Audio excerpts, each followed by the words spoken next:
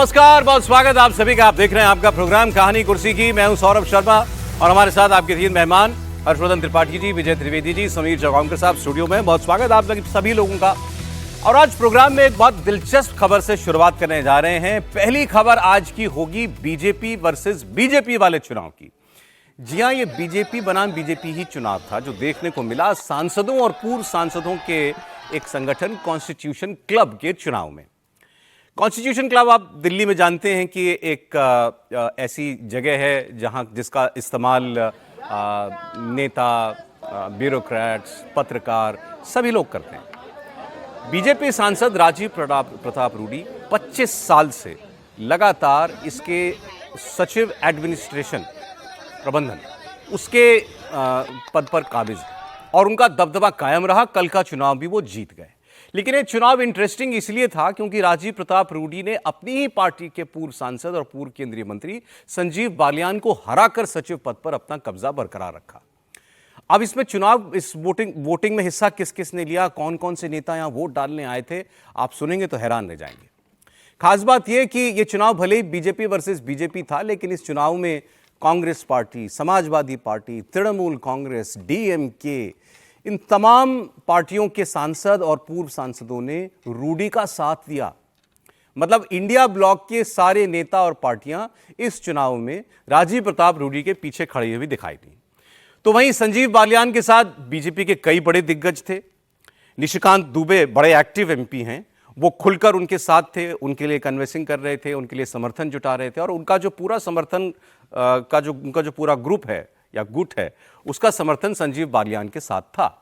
Anurag Thakur camp वो राजीव प्रताप रूडी के समर्थन में खड़े थे। ये भी कहा जा रहा है कि ये चुनाव कहीं ना कहीं ठाकुर लॉबी वर्सेस अदर्स भी हो गया था। इस इलेक्शन में केंद्रीय मंत्री अमित शाह, बीजेपी अध्यक्ष जेपी नड्डा, कांग्रेस अध्यक्ष मल्लिकार्जुन खड़गे और कांग्रेस की पूर्व अध्यक्षा सोनिया गांधी समेत तमाम सियासी हस्तियों ने वोट डाला। इस चुनाव को Thakur lobby versus Jat lobby की तरह भी देखा गया। राजीव प्रताप रूडी राजपूत समाज से आते हैं, संजीव बालियान वो जाट बिरादरी से आते हैं, लेकिन चुनाव में जीत ठाकुर लॉबी की हो गई। कॉन्स्टिट्यूशन क्लब के 1295 सदस्य हैं। इस बार के इलेक्शन में 682 वैलिड वोट्स पड़े, जिनमें से राजीव प्रताप रूडी को 392 वोट मिले और संजीव बालियान को 290 वोट मिले। मतलब 100 से ज्यादा वोटों के अंतर से रूडी ने यह चुनाव अपने नाम कर लिया। और इन नतीजों के बाद निशिकांत दुबे ने अपने सोशल मीडिया प्लेटफॉर्म एक्स के अपने पोस्ट पर जाकर के लिखा कि संसदीय क्लब के चुनाव में मैं संजीव बालियान जी के साथ हूं। यह चुनाव बालियान जी के जीवन का ऐतिहासिक चुनाव है। उन्होंने इसमें अपनी ताकत दिखाई। कांग्रेस की पूर्व अध्यक्षा सोनिया गांधी से लेकर मल्लिकार्जुन खड़गे तक को क्लब के इलेक्शन में वोट डालने के लिए आना पड़ा। यह संजीव बालियान की जीत है। कांग्रेस के सीनियर लीडर, तत्कालीन सांसद और दिल्ली प्रदेश कांग्रेस कमेटी के अध्यक्ष जयप्रकाश अग्रवाल जी ने भी जब 2005 और 2010 का चुनाव रूडी जी के खिलाफ लड़ा था, तो भी सोनिया गांधी या उनके मंत्रिमंडल के कोई सदस्य वोट डालने के लिए नहीं आए थे। इस बार उनको आना पड़ा। संसदीय क्लब की गरिमा बढ़ाने के लिए संजीव बालियान को बधाई तथा राजीव प्रताप रूडी को जीत की शुभकामनाएं। ये बात लिखी है निशिकांत दुबे ने। अब इस इलेक्शन में ये जो चेहरे लड़ रहे थे, क्या इनके पीछे से और बड़ी ताकतें लड़ रही थी? इसकी चर्चा खूब हो रही है। राजीव प्रताप रूडी ये विपक्षी दलों के फेवरेट क्यों कैसे बन गए, इसकी बात भी हम करेंगे। इसके अलावा आपको ये भी बताएंगे कि संजीव बालियान के पीछे कौन सी बड़ी ताकतों का हाथ था और अगर ऐसा था तो फिर वो इलेक्शन क्यों हार गए। लेकिन पहले आप चुनाव जीतने के बाद राजीव प्रताप रूडी क्या बोले, ये सुनिए। जो मुख्य पद था जिस पर चुनाव हो रहा था वो सचिव प्रशासन का था और मुझे लगभग 391 वोट मिले और मैं अपने प्रतिद्वंदी मेरे मित्र बालियान साहब से मैं 100 वोटों से जीत गया। तो ये एक परिणाम है। और उसके साथ साथ राजीव शुक्ला जी और जितेंद्र रेड्डी और त्रिची शिवा पहले ही चुनाव अनपोज चुनाव जीत गए हैं और हमारे साथ खड़े हैं प्रदीप गांधी जो भारतीय जनता पार्टी से हैं और एग्जीक्यूटिव कमेटी में इनको सबसे ज्यादा वोट 507 मतों का मिला है। उनके बाद नवीन जिंदल साहब जो बीजेपी के ही हैं, उन्हें 502 मत मिला है और उसी प्रकार से लगातार क्रम में दीपिंदर हुड्डा कांग्रेस पार्टी से, प्रेमचंद्रन आरपीआई से दक्षिण के हमारे प्रतिनिधि हैं, वो बहुमत के साथ जीते हैं, प्रदीप कुमार राज्यसभा से भारतीय जनता पार्टी, जसबीर गिल साहब मेरे साथ खड़े हैं कांग्रेस पार्टी से। इसके साथ कलिकेश सिंह देव जो बीजेडी से जीते हैं, आपा राव हमारे शिवसेना से जीते हैं, और प्रसून बैनर्जी हमारे टीएमसी के सदस्य जीते हैं। तो पूरे 11 के 11 सदस्य निर्वाचित हुए हैं। हमारे पॉलिटिकल एडिटर देवेंद्र पराशर जुड़े हैं हमारे साथ, तो उनसे पूछते हैं कि आखिर कैसे कहानी लिखी गई इस कॉन्स्टिट्यूशन क्लब के इलेक्शन में राजीव प्रताप रूडी की एक बार फिर जीत की, और पर्दे के पीछे कौन कौन सी बड़ी शक्तियां जो हैं इन उम्मीदवारों के पीछे खड़ी हुई थी। देवेंद्र।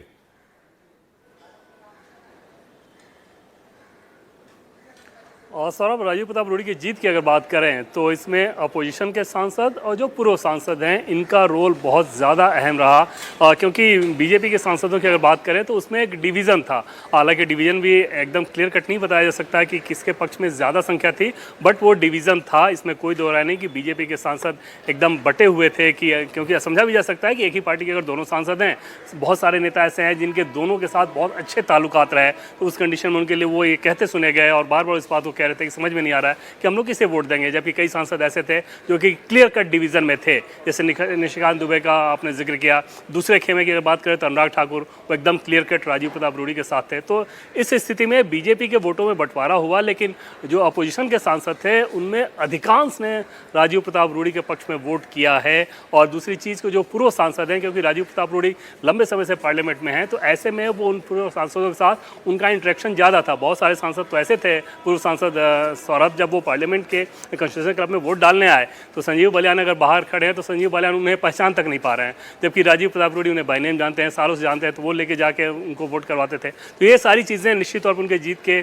फेवर में रही। लेकिन इसमें कोई दो राय नहीं कि एक बहुत ही दिलचस्प और शानदार चुनाव था। सौरभ, कल पार्लियामेंट में किसी भी सांसद से बातचीत कीजिए, वो यही जिक्र कर रहा था, यही बात कहते हुए सुना जा रहा था कि कौन जीत रहा है, कौन जीतेगा। सबके अपने अपने पक्ष में दावे थे, आंकड़े थे। लेकिन अगर अमित शाह, बीजेपी के राष्ट्रीय अध्यक्ष जेपी नड्डा, सोनिया गांधी, मल्लिकार्जुन खड़गे इस तरह का जमावड़ा वोट देने के लिए जा रहा है, तो समझा जा सकता है कि वो चुनाव कितना हाई प्रोफाइल था। हालांकि इसमें भी कोई दो राय नहीं कि एक क्लब का चुनाव है, उसमें कोई पॉलिटिकल डिवीजन मायने नहीं रखता, कोई किसी आइडियोलॉजी का चुनाव नहीं था। सौरभ नहीं, लेकिन फिर भी देवेंद्र, मैंने देखा कुछ लोग ये पूछ रहे हैं जो नहीं समझते कि भाई, जैसा आपने कहा कि इलेक्शन आफ्टर ऑल एक क्लब का इलेक्शन था, लेकिन अमित शाह, जेपी नड्डा, सोनिया गांधी, मल्लिकार्जुन खड़गे जैसी हस्तियां जहां वोट डालने के लिए जा रही हों, तो वो इतना छोटा चुनाव भी नहीं हो सकता।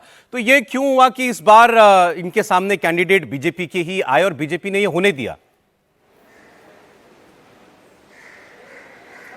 और सर, जैसा कि पहले मैंने कहा कि एक क्लब का चुनाव, एक किसी पॉलिटिकल आइडियोलॉजी का चुनाव नहीं था। ऐसे में कोई भी सांसद अगर उस क्लब में लड़ना चाहे, जैसे जितने हैवी वेट्स के आपने नाम लिए, उस क्लब में उनकी जो हैसियत है, उनका जो स्टेटस है, सिर्फ इस बात का है कि वो एक सांसद हैं।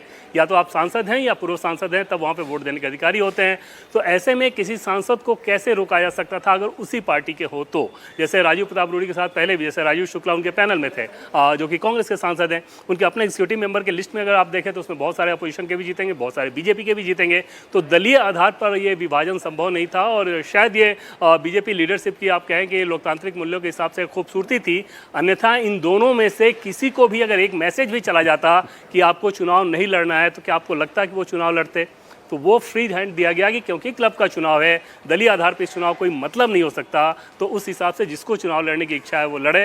राजीव प्रताप रूडी क्योंकि लंबे समय से थे, संजीव बलियान अभी चुनाव हारे हुए हैं, दिल्ली में उनको कोई ऐसी जगह की तलाश थी जहां उनका थोड़ा सा वजूद समझ में आए कि हाँ वो भी कहीं हैं। इस लिहाज से निशिकांत दुबे के कहने पर उन्होंने चुनाव लड़ा, ऐसा कहा जा रहा था। और निशिकांत दुबे बाद में खुलकर जिस तरह से उनके समर्थन में आए, उससे इस बात को और ज़्यादा बल मिल गया। हालांकि निशिकांत दुबे और राजीव प्रताप रूडी की भी बात करें सौरभ, तो दोनों बहुत अच्छे दोस्त सालों से माने जाते रहे।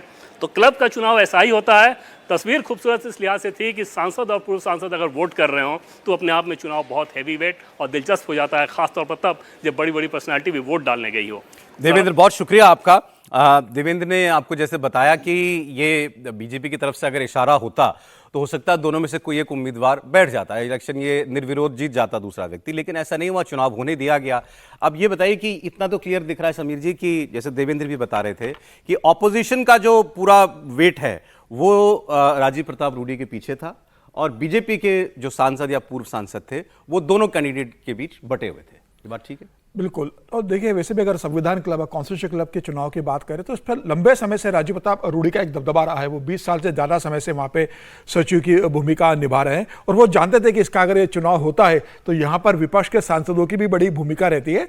तो उन्होंने लंबे समय से विपक्ष के नेताओं के साथ भी अपने दोस्ताना संबंध रखे थे। जब भी कॉन्स्टिट्यूशन क्लब में कोई कार्यक्रम हो, किसी को शादी करवाना हो, कोई प्रोग्राम करना हो, चाहे वो विपक्ष का छोटा पार्टी का भी सांसद था, तो राजीव प्रताप रूडी से पूरा सपोर्ट करते थे, उसको स्पेस दिलवाने में, बाकी व्यवस्थाएं करने में। तो ये कहते थे विपक्ष के सांसद कि हमें कभी लगा नहीं कि राजीव प्रताप रूडी बीजेपी के सांसद है और वहां पर बीजेपी का कब्जा है। हमने जब भी राजीव प्रताप रूडी को एक फोन किया कॉन्स्टिट्यूशन क्लब के लिए, वो तत्काल उपलब्ध रहते थे। तो मुझे लगता है कि राजीव प्रताप रूडी ने विपक्ष को भी लंबे समय से साधा था।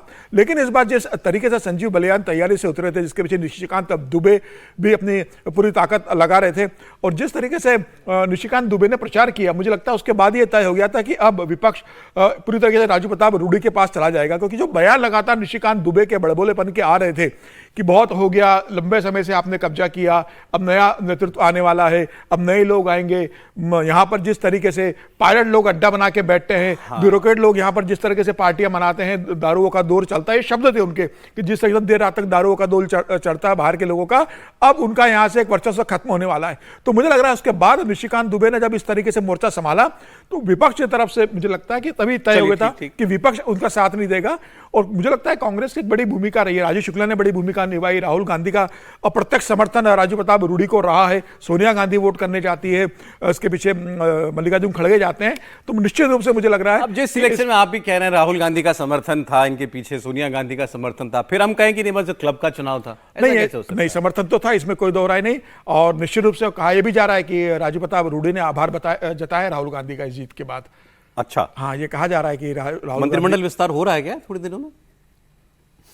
मतलब ऐसे ही मैंने पूछा, राहुल गांधी का आभार जताया उन्होंने, कहा राजीव प्रताप रूडी जी ने, तो मंत्रिमंडल का विस्तार होने वाला है। मंत्रिमंडल बना सकते हैं क्या? नहीं, मतलब मंत्रिमंडल में शामिल होने के लिए कुछ कतार में कुछ होंगे ना लोग? नहीं, लेकिन पहली बात तो ये कि राजीव प्रताप रूडी इस दिल्ली में अभी भाजपा के एलीट क्लब का चेहरा है।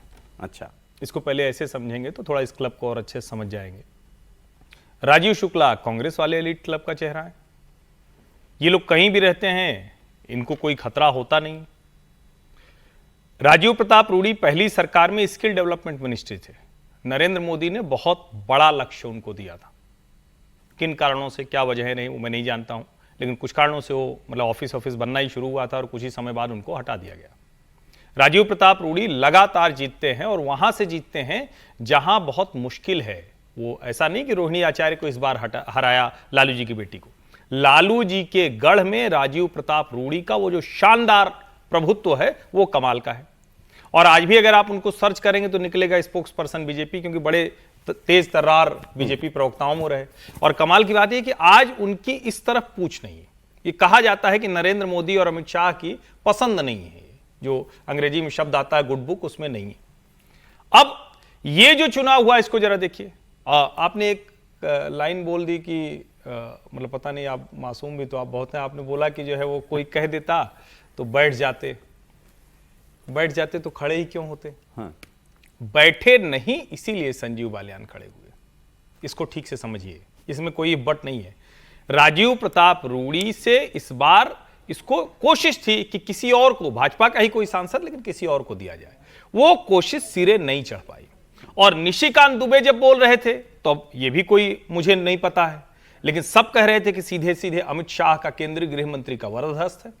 और इसीलिए जब निशिकांत दुबे बोल रहे थे, जब स्मृति ईरानी बोल रही थी, तो हर कोई देख रहा था, क्योंकि संजीव बालियान जी तो स्मृति ईरानी के चुनाव में जिसमें स्मृति जी जीती थी, तो बाकायदा 2 महीने वहीं डेरा डाले थे।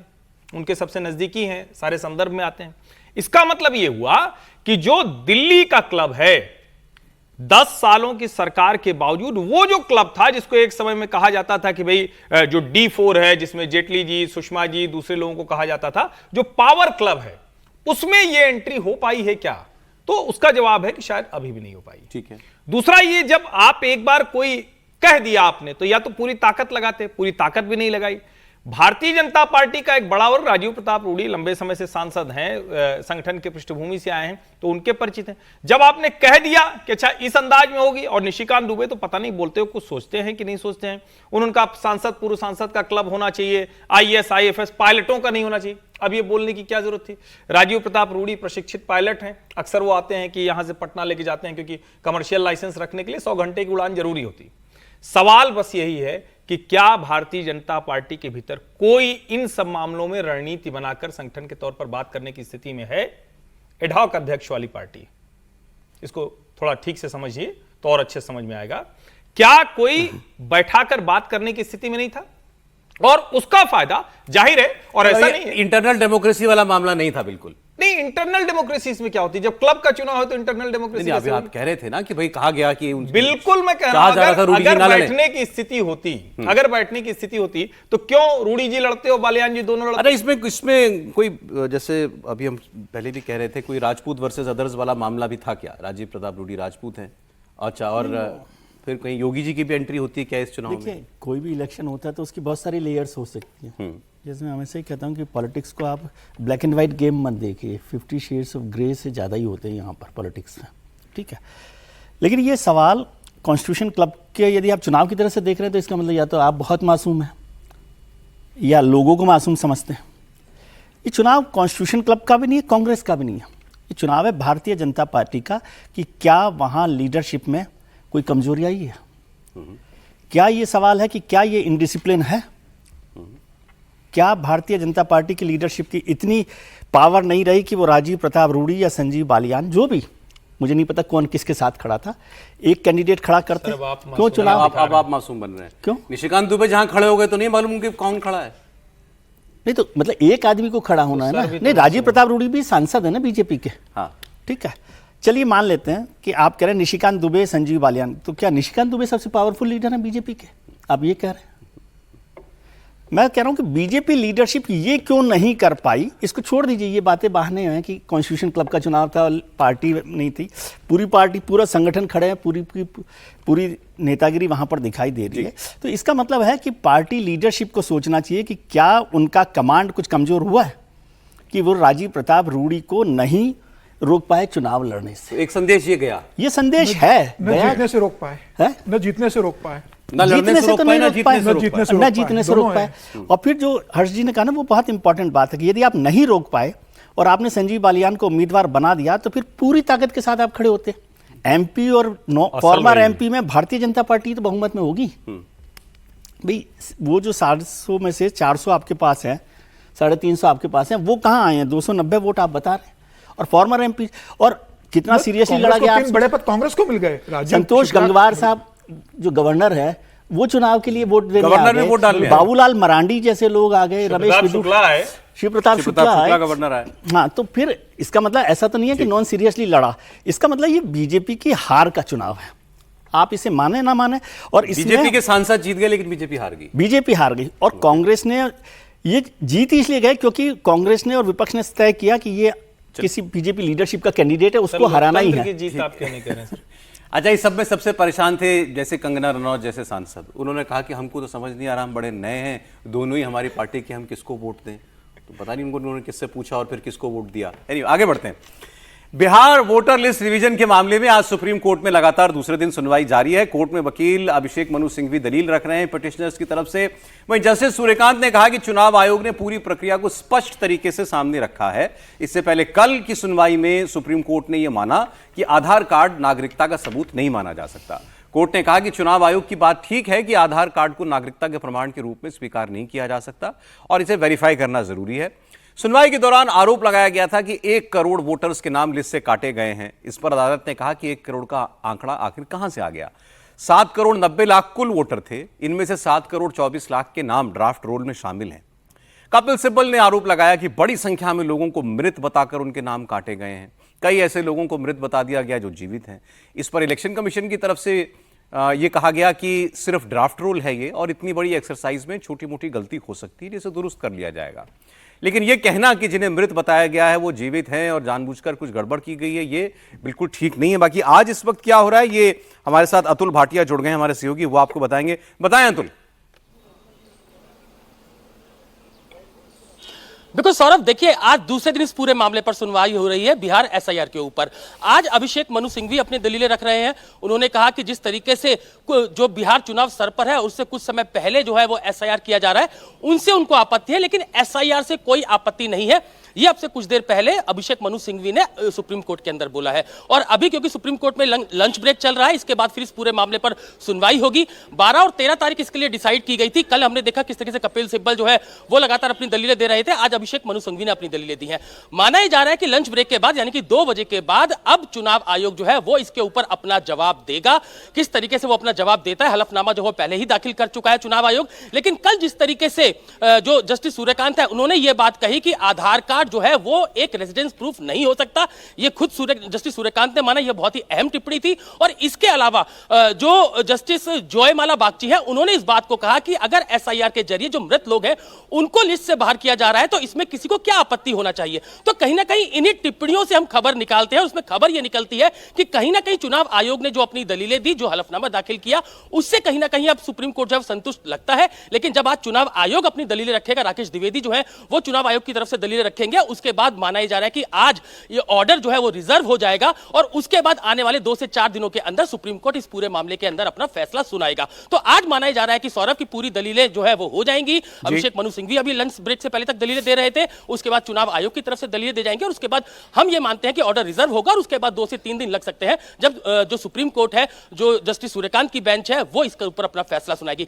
तो इंतजार सबको इसी बात का है कि आखिर जिसको लेकर पूरा जो विपक्ष है वो लगातार विरोध प्रदर्शन कर रहा था और अब जब सुप्रीम कोर्ट उसके ऊपर फैसला सुनाएगा तो इन पूरी जो अटकलें थी तो थोड़ा इंतजार करते हैं अतुल, देखते हैं अभी आज इलेक्शन कमीशन की तरफ से और क्या कहा जाता है। बहुत शुक्रिया आपका। ये इंटरेस्टिंग है क्योंकि पिछले महीने की जो सुनवाई सुप्रीम कोर्ट में हुई थी उसमें आपको याद होगा 2 बार सुप्रीम कोर्ट ने यह सुझाव दिया था कि उन मान्य डॉक्यूमेंट्स की लिस्ट में आधार को भी शामिल कर लिया जाए, तो इसमें कोई क्या एतराज हो सकता है इलेक्शन कमीशन को। उसने अपना जवाब दिया था। अब सुप्रीम कोर्ट की बेंच जो है वो ये कह रही है कि आधार नागरिकता का प्रमाण नहीं है और ये भी उन्होंने कहा है कि भारत का वैध नागरिक जो है वो ही वोटर लिस्ट में शामिल होगा और उसे जोड़ना और जो नागरिक नहीं है उसको हटाना, ये इलेक्शन कमीशन का काम है और आधार इसमें उपयोगी नहीं हो सकता। बॉम्बे हाईकोर्ट ने एक सुनवाई में कल कहा एक अवैध बांग्लादेशी घुसपैठिए के मामले में कि किसी व्यक्ति ने अगर Aadhaar card, PAN card, voter I card बना लिया है तो ये जरूरी नहीं कि हम उसको भारत का नागरिक मान लें। तो ये सारे मामले आपस में जुड़े हुए हैं। सुनवाई किस ओर जाती दिख रही है एसआईआर के पक्ष में? अब देखिए, मुझे लग रहा है जब पहली बार सुनवाई हुई थी सुप्रीम कोर्ट में इस मामले को लेकर और जिस तरीके से सुप्रीम कोर्ट ने इस मामले को रोक नहीं लगाई थी एसआईआर को लेकर और कहा था कि आगे डॉक्यूमेंट्स में हम चर्चा करेंगे इस मामले को लेकर, तब ये तय हो गया था कि सुप्रीम कोर्ट इस बात को मान रहा है कि जिस तरीके से चुनाव आयोग बिहार के अंदर एसआईआर की एक्टिविटी कर रहा है वह पारदर्शी है और वो बहुत जरूरी है बिहार के अंदर। तो देखिए, सुप्रीम कोर्ट ने तमाम सुनवाई के बाद कल बहुत स्पष्ट कहा कि भाई आधार और राशन कार्ड नागरिकता के आधारभूत डॉक्यूमेंट्स नहीं माने जा सकते। जबकि पहली सुनवाई में सुप्रीम कोर्ट ने कहा था कि आप आधार कार्ड को और राशन कार्ड को शामिल कीजिए, एक सलाह दी थी। लेकिन बहुत अच्छे से बाद में जब चुनाव आयोग ने अपनी दलील दी कि भाई इसे हम शामिल नहीं कर सकते, उसे कारण बताए, तो सुप्रीम कोर्ट ने उसे माना। आज सुप्रीम कोर्ट एसआईआर की पूरी जो एक्टिविटी है और चुनाव आयोग जिस तरीके से बिहार में कर रहा है और जो दलीलें दी उससे चुनाव आयोग संतुष्ट है। लेकिन क्या विपक्ष संतुष्ट होगा?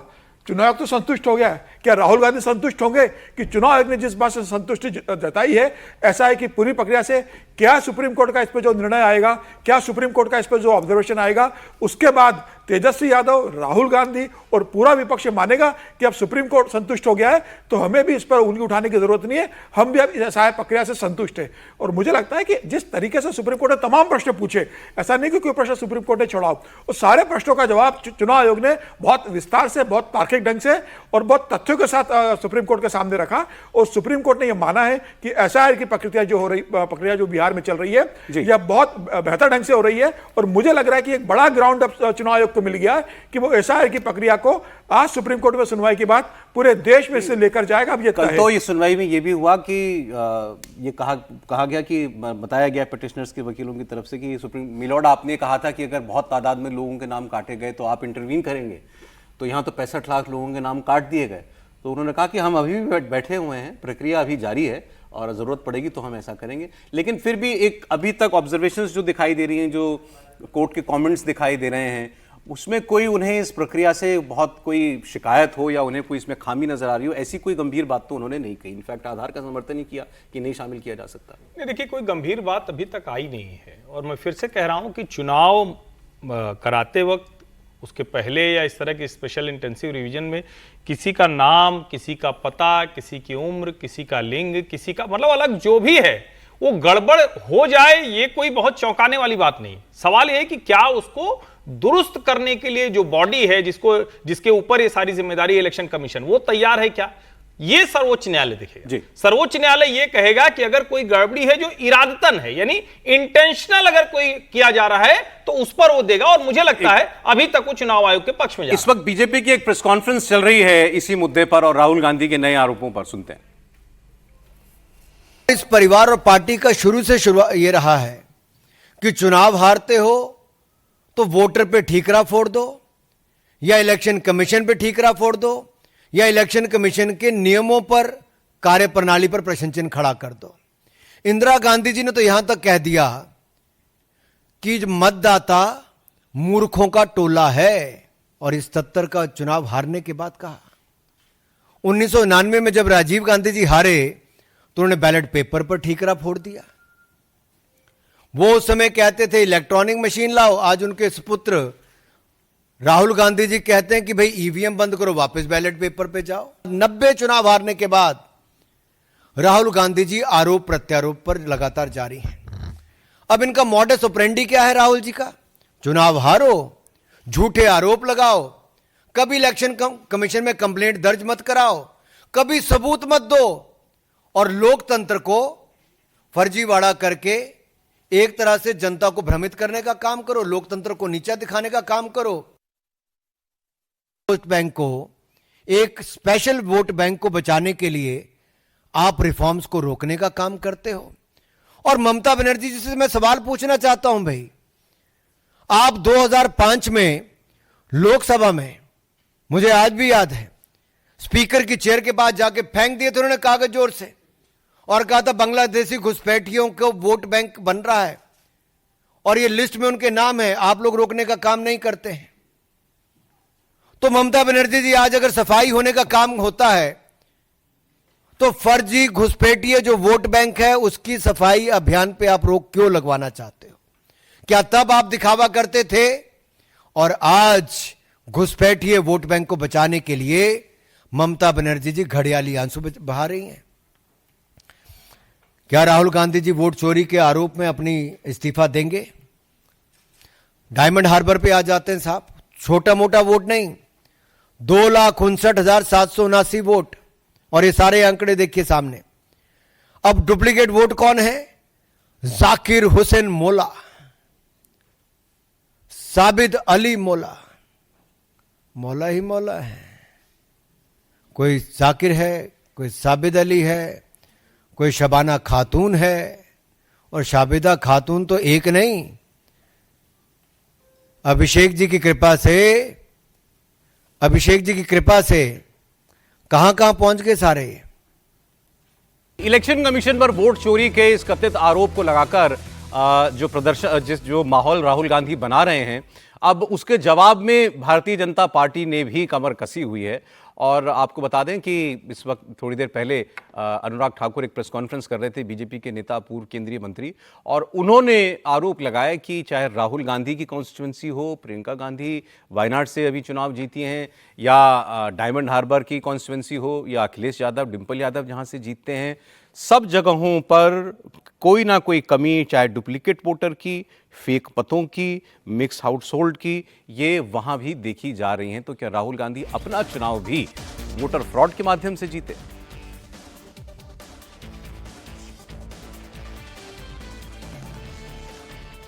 तो आपको अनुराग ठाकुर की बात हम अभी पूरी सुनवाएंगे, लेकिन बीजेपी ने अब ऐसा लगता है कि ये जो आरोप है अब सीधे सीधे उन्होंने राहुल गांधी के दरवाजे तक पहुंचा दिया है, उन्हीं का आरोप, और अब सीधे उनकी कॉन्स्टिट्यूएंसी की बात की जा रही है। ये हम लोगों ने कल भी चर्चा की थी कि अब वो कॉन्स्टिट्यूएंसी वाइज अगर राहुल गांधी बात करेंगे तो अब बात उनकी कॉन्स्टिट्यूएंसी की बीजेपी करेगी।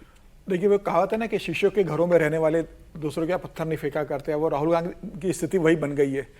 आप लगातार भारतीय जनता पार्टी जिन सीटों से जीती है वहां का आप जिक्र कर रहे हो कि भारतीय जनता पार्टी ने वोट चोरी कर लिए। पहले आप कहते हो कि 15 लोकसभा सीटें अगर हार जाती, फिर आप 25 का करते हो, और कल नया राहुल गांधी का बयान आ गया 48 लोकसभा सीटें भारतीय जनता पार्टी ने वोट चोरी करके जीती है। तो राहुल गांधी जो आरोप लगा रहे हैं कि 2 वोटर आईडी बन गए, एक ही घर के अंदर 80 लोग रह रहे हैं, एक ही एरिया में 80 लोग रह रहे हैं, तो वो हिंदुस्तान के हर संसदीय क्षेत्र में देखा जा सकता है। और फिर भारतीय जनता पार्टी ने डायमंड हार्बर का जिक्र कर दिया, भारतीय जनता पार्टी ने वायनाड का जिक्र किया। देखिए ना, वायनाड में अब बीजेपी कह रही है 93,499 डाउटफुल वोटर्स, बिल्कुल 20,000 से ज्यादा डुप्लीकेट वोटर, 17,000 से ज्यादा फर्जी पते वाले वोटर, 4,000 से ज्यादा मिक्स हाउस होल्ड वाले वोटर। ऐसे कोई संसदीय क्षेत्र नहीं होगा। 583 लोकसभा सीटें अगर देश के अंदर, तो ऐसा कोई संसदीय क्षेत्र नहीं होगा जहां इस तरह की गलतियां नहीं होगी। चुनाव आयोग जब अपना सुप्रीम कोर्ट में पक्ष रखा तो सुप्रीम कोर्ट ने कहा कि छोटी छोटी गलतियां हो जाती है, उसको सुधारने के लिए एसआईआर हो रहा है। और मुझे लग रहा है जो एसआईआर की प्रक्रिया ये इसी गलतियों को सुधारने के लिए हो रहा है। जिस बात को लेकर रोज राहुल गांधी आरोप लगा रहे हैं, जिस बात को लेकर तेजस्वी यादव आरोप लगा रहे कि भाई भारतीय जनता पार्टी को मुख्यमंत्री के दो वोटर आईडी कार्ड है, अब उन्होंने महापौर का भी जिक्र कर दिया है। तो चुनाव आयोग इस बात को जानता है कि भाई ये सिर्फ ऐसा नहीं है कि जहां भारतीय जनता पार्टी जीती और हारी वहीं पर है, ये पूरे हिंदुस्तान के अंदर है और एसआईआर उसी लिए किया जा रहा है। अब भारतीय जनता पार्टी खुलकर इस बात को लेकर आ रही है। और राहुल गांधी जो आरोप लगा रहे हो, जब चुनाव आयोग ने कहा राहुल गांधी से कि आप एफिडेविट दीजिए, आप भाई शपथ पत्र सबमिट करें, राहुल गांधी जब उससे पीछे हट गए, तो अब भारतीय जनता पार्टी राहुल गांधी की जो सरकार है जहां पर है, या राहुल गांधी के सांसद जहां से कोई राहुल गांधी जैसे सांसद है, वहां का डाटा पेश करेगी। और राहुल गांधी लेकिन कांग्रेस ने बड़ी लंबी प्लानिंग बना ली है इस राहुल गांधी के मुद्दे को लेकर। कल मल्लिकार्जुन खड़गे की अध्यक्षता में कांग्रेस की एक हाई लेवल मीटिंग हुई जिसमें एसआईआर का विरोध और इस वोट चोरी के मामले को लोगों तक ले जाना, इसकी रूपरेखा तैयार हुई। इसमें खड़गे, राहुल गांधी, केसी वेणुगोपाल, तमाम बीजेपी कांग्रेस के टॉप लीडरशिप मौजूद थी। सभी राज्यों के महासचिव, प्रभारी, प्रदेश अध्यक्ष, सचिव थे। मीटिंग का एजेंडा था एसआईआर का विरोध आंदोलन देश के कोने कोने तक पहुंचाना। 14 अगस्त को पार्टी नाइट मार्च करेगी। इसका मकसद बड़ी संख्या में लोगों को चुनाव आयोग के खिलाफ एकजुट करना है।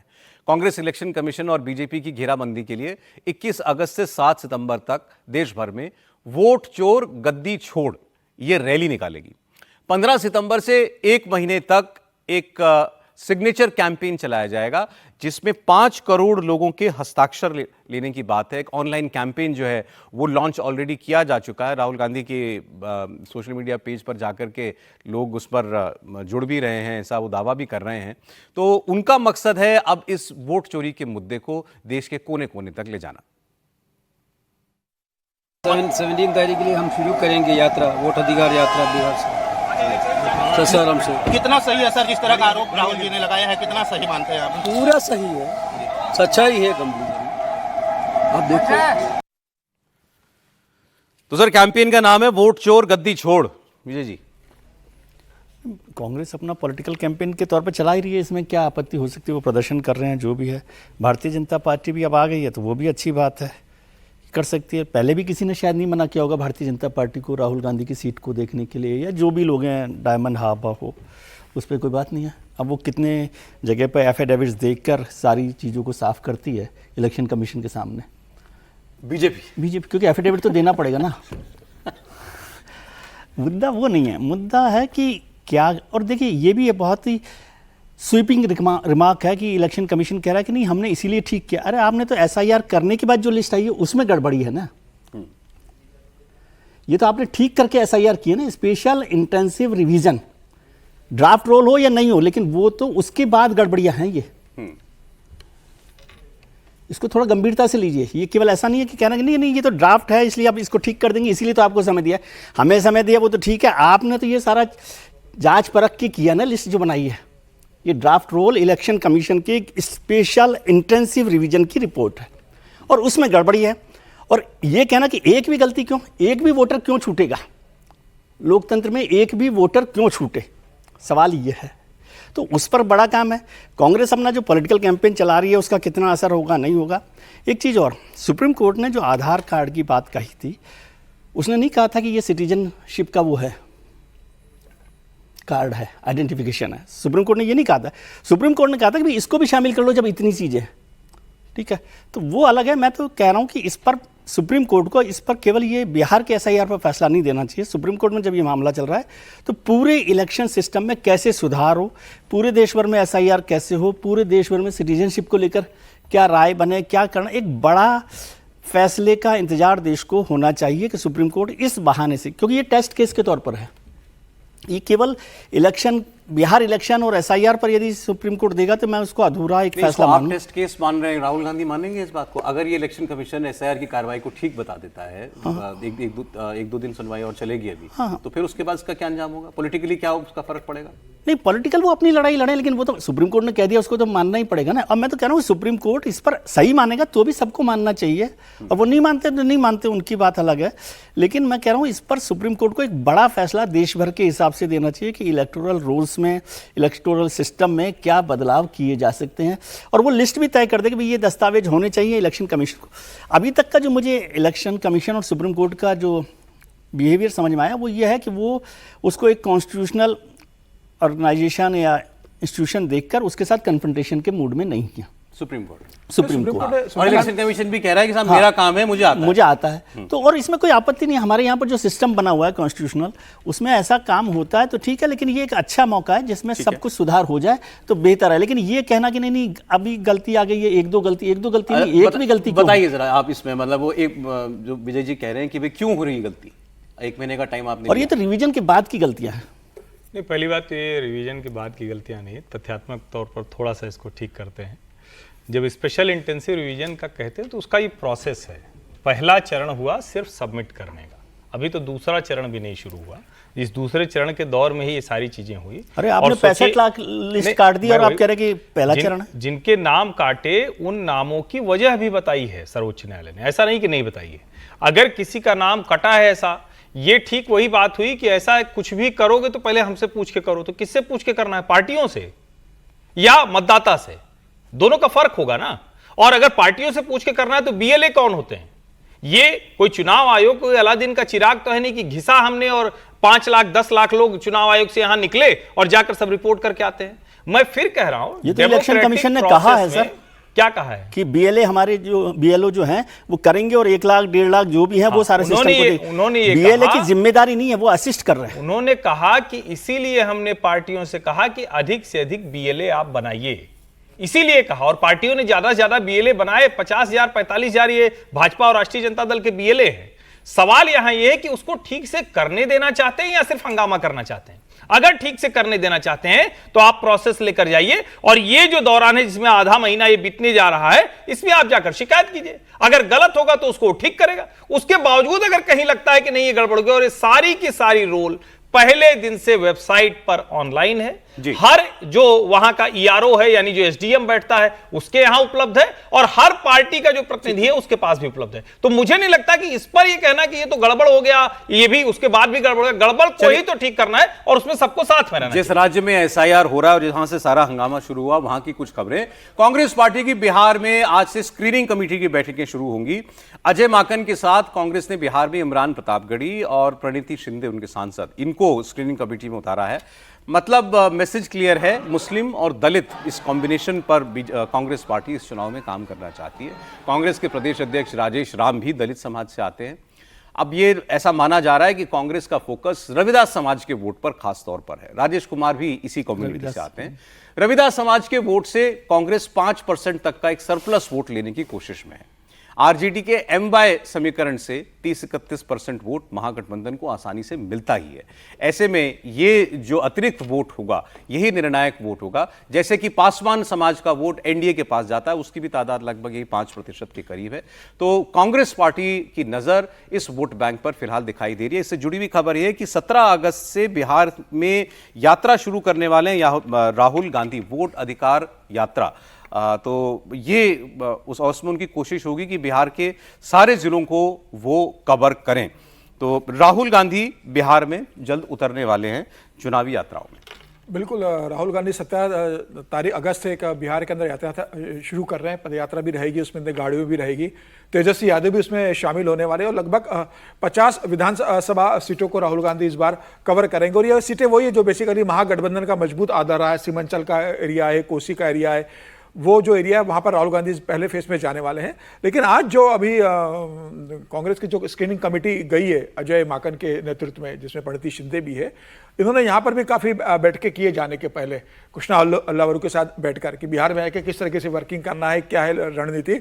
और इस बार कांग्रेस का जो बिहार के अंदर फोकस है वो बहुत विशेष रूप से दलितों के ऊपर है और ओबीसी वोटर्स के ऊपर है। जो राहुल गांधी लगातार ओबीसी की बात कर रहे हैं कि कांग्रेस में हमने ओबीसी के साथ बहुत न्याय किया, तो इस बार वो ज्यादातर दलित और ओबीसी जो बाहुल्य सीटें हैं या जहां कांग्रेस को लगता है कि इस बार जो दलित और ओबीसी का जो कॉम्बिनेशन उनको वोट मिल सकता है वहां फोकस करेंगे और सीटों के जो डिमांड करने वाले हैं उन्हीं क्षेत्रों पर ज्यादा फोकस करेंगे जहां उन्हें लगता है कि उनका आधार है, राहुल गांधी की अपील है, कांग्रेस का थोड़ा संगठन है और जहां जीतने की संभावना ज्यादा है। इस बार वो 2020 जैसी गलती नहीं करना चाहते 2020 में कि भाई आप 79 सीटों पे लड़ लो, सिर्फ 19 सीटें आप जीत सके थे। कई ऐसी सीटें जो किसी भी स्थिति में कांग्रेस जीतने वाली नहीं थी, तो कांग्रेस इस बार सीटें जो जीत सकती है वहां फोकस करेगी और पूरी तरीके से बिहार में कांग्रेस इस बार दलितों पर और ओबीसी फोकस कर रही है। और यह जो राहुल गांधी की यात्रा के पहले अजय माकन गए वहां बैठक करने, ये एक प्रारंभिक रिपोर्ट वहां जाकर बनाएंगे, उसके बाद वो राहुल गांधी को दी जाएगी, उसके बाद राहुल गांधी आगे सीटों की चर्चा होगी। फिलहाल राहुल गांधी ने जो यात्रा शुरू की है, मुझे लग रहा है कि अच्छी स्थिति में कांग्रेस को अपने वो देखना चाहते हैं और तेजस्वी यादव की भी वो संकेत देना चाहते हैं इस यात्रा के माध्यम से कि भाई सीटों पे हमसे बहुत ज्यादा कॉम्प्रोमाइज करने की आप कोशिश मत करना। राहुल गांधी अब यात्रा पर निकले हैं और लोकसभा चुनाव के पहले भी राहुल गांधी ने बिहार में यात्रा की थी। उसके बाद कहा गया कि भाई राहुल गांधी जहां जहां गए वो सीटें गठबंधन ने जीती, फिर वो सासाराम हो या औरंगाबाद की सीटें हो या दूसरी सीटें हो, तो राहुल गांधी जो लोकसभा के पहले संकेत दिया था वही संकेत अब तेजस्वी यादव को देंगे कि गठबंधन में हमें भी एक महत्व का स्थान है और हम अपने आधार पर सीटें लेंगे। आप तेजस्वी यादव की बात कर लेते हैं। उन्होंने आज एक प्रेस कॉन्फ्रेंस की और जो लग रहा था कि कुछ वक्त से, कुछ दिनों से वो घिरे हुए थे उनके दो वोटर आई कार्ड के मामले को लेकर के, अब वो बाजी उल्टी पड़ती जा रही है बीजेपी की ओर, बीजेपी के ऊपर, क्योंकि उन्होंने मौजूदा deputy chief minister Vijay Kumar Sinha, उनके 2 एपिक कार्ड जो हैं वो उन्होंने सामने रख दिए थे। इसका जवाब जो है कोई अभी तक बहुत स्पष्ट उत्तर नहीं दे पाए विजय कुमार सिन्हा। आज उन्होंने प्रेस कॉन्फ्रेंस में कहा कि ये मामला केवल डिप्टी सीएम तक का ही नहीं है, बल्कि बीजेपी के बहुत सारे नेताओं के ऐसे मामले सामने आ रहे हैं। उन्होंने बताया कि मुजफ्फरनगर की मेयर निर्मला देवी और उनके देवरों के भी 2 वोटर आई कार्ड बने हुए हैं और उन्होंने आगे कहा कि यह चोरी नहीं, डकैती है।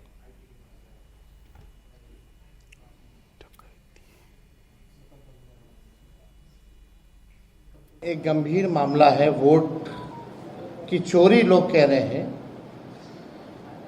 चुनाव आयोग जो है वोट की डकैती कर रहा है बीजेपी के इशारे पर।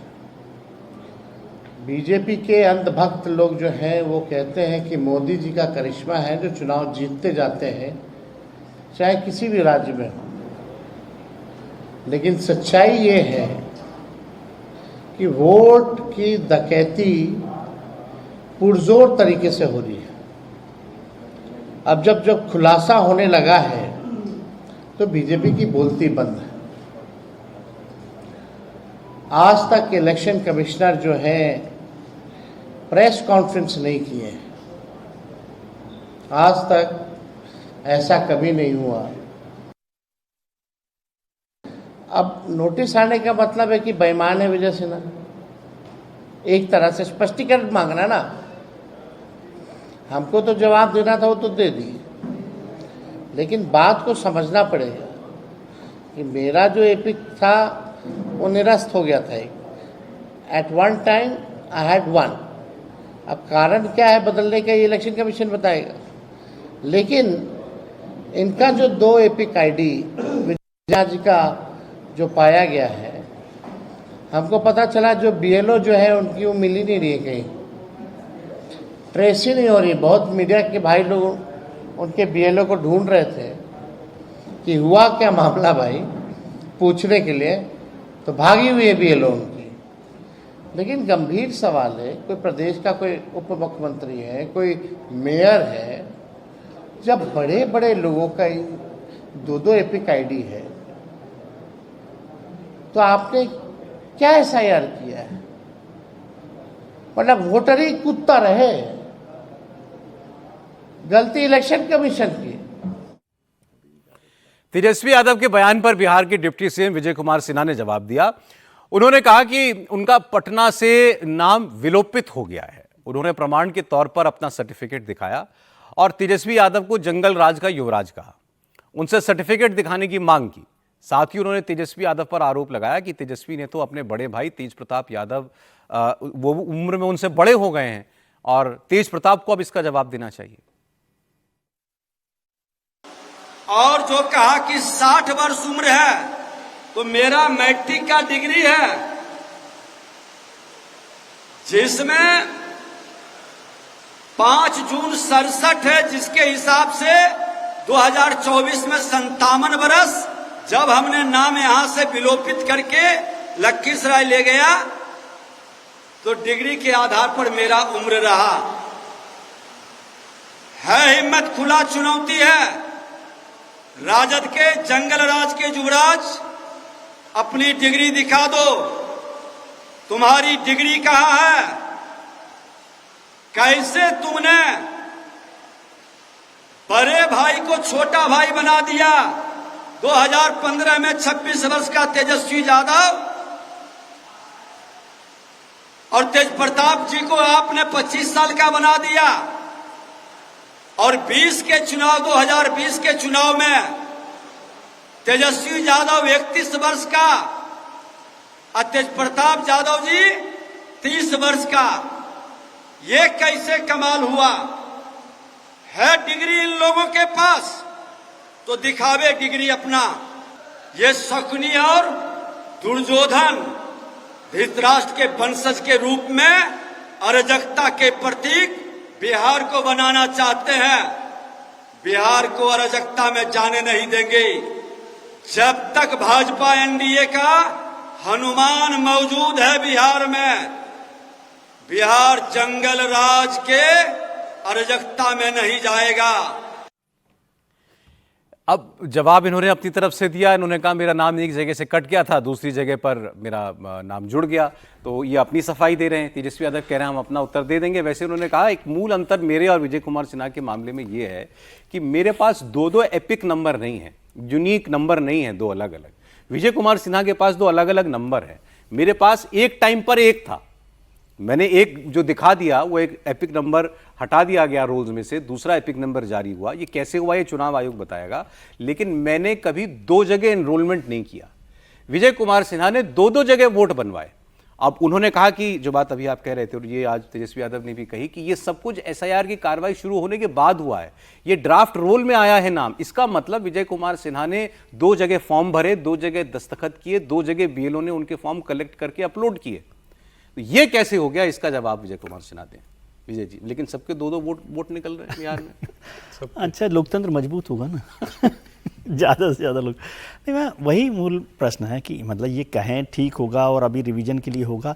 मान लीजिए बहुत सारे लोग नहीं जा रहे रिवीजन, बहुत सारे तो ऐसे भी लोग नहीं, ये तो सामने आ रहे हैं जो पॉलिटिकल इशू हैं। बहुत सारे ऐसे लोग होंगे जिनको नहीं पता, उनका नाम मृत में डाल दिया गया हो, वो जिंदा हो, ऐसा भी हो सकता है ना, और वो लोग नहीं जाएं। अब आप कहेंगे ये तो आपकी जिम्मेदारी है। जिम्मेदारी तो सारी आम आदमी की है, लेकिन आप तो एसआईआर कर रहे हो। एसआईआर में आपने, और यही बात मैं पहले से कह रहा हूं कि एसआईआर में ये सब जांच के बाद आपने ये किया है ना काम। ये जांच के बाद का नतीजा है। ड्राफ्ट के लिए ठीक है कि एक वो समय मिला है आपको शिकायत के लिए, वो तो आपको देना ही पड़ेगा, एक सिस्टम बना हुआ है। बाकी ये काम आपने जांच के बाद किया। वो मेयर साहब का भी उन्होंने बताया कि दो उनके एपिक कार्ड बने हुए हैं। तो और ये सब वो बात हैं जो पॉलिटिकल केसेस हैं। आम आदमी के तो बहुत सारे मामले हो सकते हैं ना, तो उस पर काम होना चाहिए। मैं इलेक्शन कमीशन को मैं कह रहा हूँ इस पूरे सिस्टम पर जब काम हो रहा है तो ठीक तरीके से ये काम हो, और ये दावा करना छोड़ दे कि भाई हम 100% इस पूरे सिस्टम को ठीक कर रहे हैं, नहीं कर रहे हैं, और इस पर बार बार एहसान करना कि नहीं अभी 1 महीने का समय दिए, ये तो सिस्टम में है। क्या आप ये कर देते कि एक दिन कर देते? नहीं तो आपका, लेकिन फिर मतलब आर्गुमेंट क्या है कि ये प्रक्रिया ठीक से नहीं चल रही? ठीक से चलनी चाहिए, जितनी भी हो रही है उसमें कुछ भी गड़बड़ी है तो उस गड़बड़ी को भी ठीक करना चाहिए। और मैं इस बात से कतई सहमत हूं, एक भी वोट इंपॉर्टेंट है मेरे हिसाब से लोकतंत्र में। ठीक है, त्रिपाठी जी बताइए, अभी जो तेजस्वी यादव और विजय कुमार सिन्हा के बीच जो चल रहा है। देखिए, फिर मैं कह रहा हूं, हम लोग जहां खड़े हैं हम दोनों लोग बात एक ही कर रहे हैं, अलग अलग दिशा में मुंह करके कर रहे हैं। मैं भी यही कह रहा हूं, विजय जी भी यही कह रहे हैं। हम दोनों क्या कह रहे हैं कि मतदाता सूची दुरुस्त होनी चाहिए। मुश्किल क्या है कि विपक्ष ऐसे सवाल खड़े कर रहा है जिन सवालों का जवाब देने के बजाय वो चाहता है कि सवाल पे सवाल हो।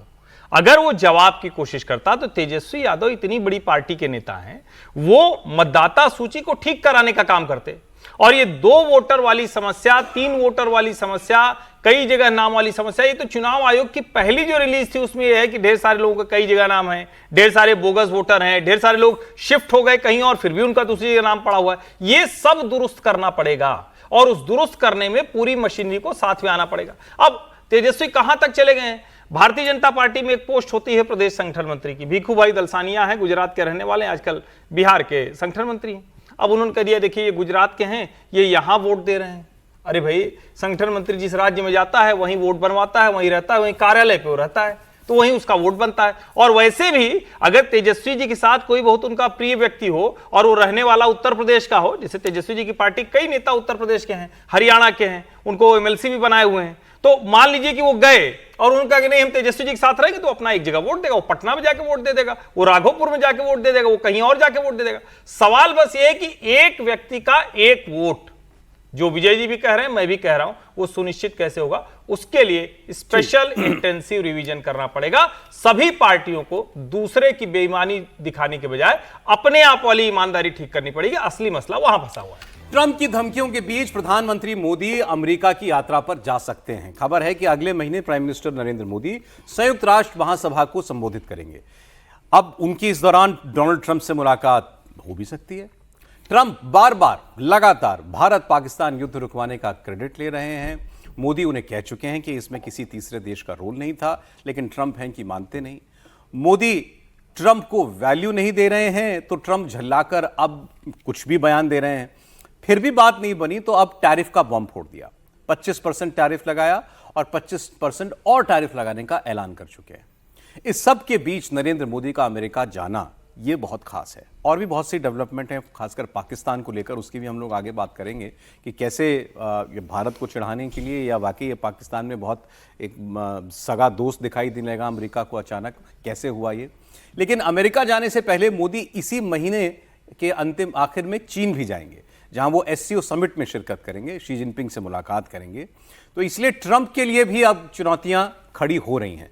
देखना होगा कि अगले महीने जब प्रधानमंत्री अमेरिका जाते हैं तो राष्ट्रपति ट्रंप से उनकी मीटिंग होती है या नहीं। अगर ये मुलाकात हुई तो फिर कोशिश रहेगी भारत की कि इन रिश्तों में जो तल्खी आई है इसको किसी तरीके से दूर किया जाए। कहने वाले तो यहाँ तक कह रहे हैं कि ये 1971 जब अमेरिका ने भारत के खिलाफ 7वां बेड़ा भेज दिया था युद्ध में, उसके बाद से शायद सबसे जो हमारे रिश्ते हैं अपने मिनिमम लोएस्ट स्तर पर जो है इस वक्त दिखाई दे रहे हैं, या कम से कम उस वक्त जाते हुए दिखाई दे रहे हैं।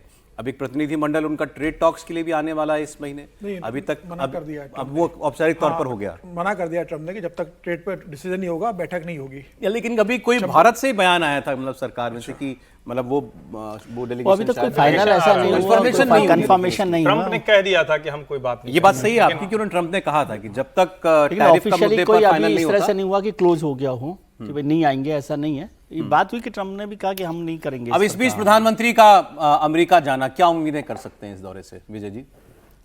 ये बात ठीक है कि इस समय हम लॉयस एक तरह से उस पर है रिलेशनशिप के लेवल पर, और वहाँ जाने से पहले एससीओ की बैठक में क्या होता है ना, वो बहुत महत्वपूर्ण है। ट्रंप साहब का तो भरोसा नहीं ना, वो एससीओ की बैठक में क्या हो उससे भी नाराज हो जाए। तो वहाँ किस तरह से होता है और क्या बायलैटरल मीटिंग वहाँ पर होती है यूएनजीए की मीटिंग के साथ साथ में साइड लाइन्स पर, वो भी महत्वपूर्ण है। लेकिन क्या उससे पहले जो अभी हमारे बैक ट्रैक चैनल्स होते हैं, बैक चैनल्स होते हैं, उस पर कोई इस तरह की एक्सरसाइज हो रही है? फिलहाल वो मुझे नहीं दिख रही। लेकिन जो एससीओ की बैठक में कुछ निकल कर आएगा भारत चीन के रिश्तों को लेकर, बिजनेस को लेकर, ट्रेड को लेकर, उससे सितंबर की बैठक का माहौल तय होगा। और बहुत आसान नहीं है, क्योंकि ट्रंप साहब जिस तरह के मूड में हैं और जिस तरह से वो नाराज़गी दिखा रहे हैं, क्योंकि ये डिप्लोमेटिक रिलेशनशिप में ऐसी नाराज़गी मैं कम देखता हूँ कि कभी हो औपचारिक तौर पर, लेकिन वो जिस तरह से दिख रहे हैं। नाराज क्यों है ये तो हमें पता हो? नहीं, वो तो उनको भी नहीं पता, वो अलग मुद्दा है। अभी मोदी जाए उसके पहले सबसे बड़ी नज़र और सब दुनिया की एक नज़र अभी अलास्का में जो ट्रंप और पुतिन की बैठक होगी 15 अगस्त को, उसके ऊपर भी दुनिया की नज़र है कि उस बैठक में क्या होता है। क्या ट्रंप और पुतिन सहमति पर आते हैं युद्ध रुकने के लिए? क्या ट्रंप की बात मान के पुतिन यूक्रेन से युद्ध विराम की घोषणा करते हैं? उसके बाद क्या दोनों के देशों के बीच कोई नई स्थिति होती है? उसके बाद प्रधानमंत्री मोदी चाइना के दौरे पे जाने वाले हैं मंथ के एंड में, तो क्या वहाँ शी जिनपिंग के साथ प्रधानमंत्री मोदी की द्विपक्षीय वार्ता होती है कि नया ट्रेड डील डिक्लेयर होती है? और क्या उसके पहले रूस, चाइना और भारत का कोई त्रिकोण बनता है? क्योंकि वो तो 9 सितंबर से संयुक्त महासभा का कार्य शुरू होने वाला है अमेरिका में, वो 23-24 तारीख तक चलने वाला है। तो प्रधानमंत्री मोदी अमेरिका में जाएंगे, उसके पहले वर्ल्ड में कई वर्ल्ड लीडर्स की बड़ी बैठक वाली मीटिंग कब होनी सर? 15 अगस्त को। 15 अगस्त को उनके बीच में है ना, पुतिन और हाँ, दोनों के बीच में। लेकिन अगर उनके बीच में समझौता हो जाता है, पुतिन तैयार हो जाते हैं युद्ध विराम रोकने के लिए, युद्ध करने के लिए यूक्रेन से, तो मुझे लगता है कि एक नया डेवलपमेंट होगा वर्ल्ड की राजनीति। कम से कम ट्रंप के पास एक बहाना कम होगा भारत के ऊपर कोई। और सर आप इसमें एक छोटी लाइन में जोड़ूं आपको, अलग लाइन है वो, मतलब अलग है इससे, कि जो अलास्का में मीटिंग हो रही है वो क्यों हो रही है? पुतिन और कहीं भी हो सकती थी ना, मॉस्को में भी हो सकती थी, क्रेमलिन में भी हो सकती थी, या वॉशिंगटन में भी हो सकती थी, लेकिन अलास्का इसलिए चुना गया क्योंकि अमेरिका की तरफ से पुतिन साहब जो हैं वो इंटरनेशनल क्रिमिनल, वो हैं war criminal, international war criminal हैं और उनको अरेस्ट किया जा सकता है। अलास्का केवल ऐसी जगह है जहां पर ये जो नियम है यूनाइटेड नेशंस का और यूएस का वो लागू नहीं होता है। तो मतलब उनकी गिरफ्तारी से बचने के लिए कि कोई भी आशंका नहीं हो, क्योंकि ट्रंप साहब पर भरोसा नहीं करते, इसलिए पुतिन ने ये तय किया। यदि आपको अलास्का का हिस्ट्री ध्यान हो तो अलास्का पहले रूस का हिस्सा था और फिर उसे बेचकर अमेरिका को दिया गया 40 करोड़। हाँ, तो $40 मिलियन में, और वो तो खैर पुरानी बात होगी, लेकिन वहाँ पर केवल ये यूएस का जो लॉ है international criminal, international war criminal का, उसमें जो अरेस्ट हो सकती है उससे बचते हैं। तो इसलिए भी इस जगह को तय किया गया। तो आप समझिए कि कोई रिलेशनशिप वहाँ पर भी पुतिन और ट्रंप साहब की कोई दोस्ती की मीटिंग नहीं हो रही है, एक इंटरनेशनल डिप्लोमेटिक रिलेशनशिप पर बैठक हो रही है, लेकिन ये टेंशन भी वहाँ पर बना हुआ है। इसको भी ध्यान रखिए, मद्देनजर रखने की बात है। लेकिन प्राइम मिनिस्टर अगर जाएंगे यूएनजीए के लिए, न्यूयॉर्क जाएंगे अगर, हर्षवर्धन जी, क्या इसमें आप कोई ऐसे आसार दिख रहे हैं कि वहाँ उनकी और ट्रंप की मुलाकात हो? नहीं, मुझे बिल्कुल लगता है कि मुलाकात होगी। इसलिए होगी क्योंकि अब कोई और रास्ता बचा नहीं है। ट्रंप ने वो सारे दरवाजे बंद किए हैं, दरवाजा खोलना अब ट्रंप को है। और एक तरह से कहें तो जो डोनाल्ड ट्रंप की शैली है, जो उनकी आदत है कि वो ये चाहते हैं कि state head to state head बात हो, वो उन्होंने कर दिया, मैंने सारा काम कर दिया, ये इस तरह से वो प्रस्तुत करते हैं। और ऐसे में जब प्रधानमंत्री नरेंद्र मोदी किसी भी और मसले पर बिल्कुल झुकने को तैयार नहीं है, एग्रीकल्चरल और डेयरी के इशू पर भारत के सेक्टर को बिल्कुल खोलने को तैयार नहीं। और अभी तो शिवराज सिंह चौहान का वो बड़ा वीडियो वायरल हो रहा है जिसमें बता रहे हैं कि हमारे यहाँ तो 1 से 3 एकड़ का किसान है, उनके यहाँ 500,000 एकड़ का किसान है, कहाँ हम लड़ पाएंगे उनसे, तो हम अपना किसान बचाएंगे। और मोदी जी जो कर रहे हैं उसके लिए ये सब आए थे प्रशंसा करने, उनको साधुवाद देने, बधाई देने। अब ट्रंप के लिए एक तरह से कहें तो ये रास्ता 2 तरह से होगा। एक तो पहला, चाइना की जो 90 डेज की जो मोहलत है उसके बीच में चीन से क्या कोई बहुत अच्छा समझौता बन जाएगा? अगर बन गया तो आप भारत पर दबाव ज्यादा बनता हुआ देखेंगे। तब ट्रंप को लगेगा कि एक बड़ा मार्केट उनकी कंपनी के लिहाज से अनुकूल वो उनके पास पहले से आ गया। अगर वो नहीं बनता है और इसी तरह से बनता रहता है तो वो चाहेंगे कि भारत के बाजार के लिहाज से तैयारी हो जाए। और तब ये जो नरेंद्र मोदी की विजिट है उसमें ट्रंप और मोदी के मिलने की संभावना बढ़ेगी। और मेरा बड़ा स्पष्ट मानना है कि भले ये सब बहुत एक्सट्रीम पर जाता हुआ दिख रहा है, लेकिन अमेरिका के पास भी कोई और विकल्प नहीं है। भारत के साथ अगले 2 से 3 महीने में, या कह देंगे जितना समय लगे, क्योंकि ट्रंप का कोई अनुमान नहीं लग सकता, उतने में एक ट्रेड डील होती हुई दिखेगी और दोनों को लगेगा कि हाँ, बैठकर बात करनी ही पड़ेगी। देखिए, व्यापार वाला मामला तो ठीक है, चलिए, यदि पाकिस्तान भी रहेगा, मैं वही कह रहा हूं कि व्यापार वाला मामला तो हमारे उनके बीच का है, ऊपर नीचे होगा, कहीं हम झुक सकते हैं, कहीं आप अमेरिका से उम्मीद कर सकते हैं कि वो कुछ वो पीछे हट जाए। लेकिन जहां पाकिस्तान का सवाल आ जाएगा तो वो तो हमारी ऐसी रेड लाइन है ना जिसमें कोई छूट नहीं है। पाकिस्तान के साथ तो हम किसी भी तरह का कोई रिश्ता रखने वाले भी नहीं है और ट्रंप को भी ये पता है। नहीं, हम नहीं रखेंगे। ट्रंप जिस किस्म के रिश्ते बना रहे हैं, ट्रंप ये बनाएंगे तो उनको ये बहुत अच्छे से पता चल गया कि अब तो मामला पीछे जाने वाला नहीं। ट्रंप की ये सारी कोशिश ही उसके बाद शुरू हुई। और देखिए, ध्यान से देखिए तो ठीक है, अब चूंकि डिबेट में या पक्ष विपक्ष की लड़ाई में अलग बात है, वरना नरेंद्र मोदी ने कितने चतुर सुजान राजनेता की तरह व्यवहार किया। वरना सोचिए, कनाडा में वो तो राष्ट्रपति ट्रंप का फोन आता है कि आ जाओ भाई, दुनिया का कौन नेता है जो मना कर देगा, और वो जाते, लेकिन उनको पता था कि वहां वो क्या साजिश करने वाले हैं, कि कितनी बड़ी एक तरह से भारत को उन्होंने कितने बड़े एम्बेरसमेंट सिर्फ मोदी का थोड़ी नहीं होता, वो तो भारत का था। फिर लगातार उनकी जो कोशिश की भैया हमको शांति पुरस्कार के लिए कर दो, वो नहीं किया। तो असली जो खुन्नस है वो ट्रंप की दूसरी है। अब क्या उस खुन्नस को ट्रंप बहुत आगे ले जाना चाहते हैं, जहां तक ले गए उससे भी आगे, ये बड़ा सवाल है।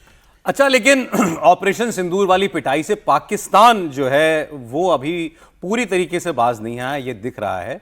अब पाकिस्तान का हर बड़ा नेता रोज आता है टीवी के सामने और भारत को किसी ना किसी मुद्दे पर वो धमकी देकर जाता है। अभी आपने देखा अमेरिका में इनके फील्ड मार्शल मुनीर ने क्या कहा था, एटम बम की धमकी दी थी, कहा कि सिंधु जल समझौते पर भारत ने अगर बांध बनाने की कोशिश की उस सिंधु नदी पर तो हम 20 मिसाइलें दाग कर उड़ा देंगे।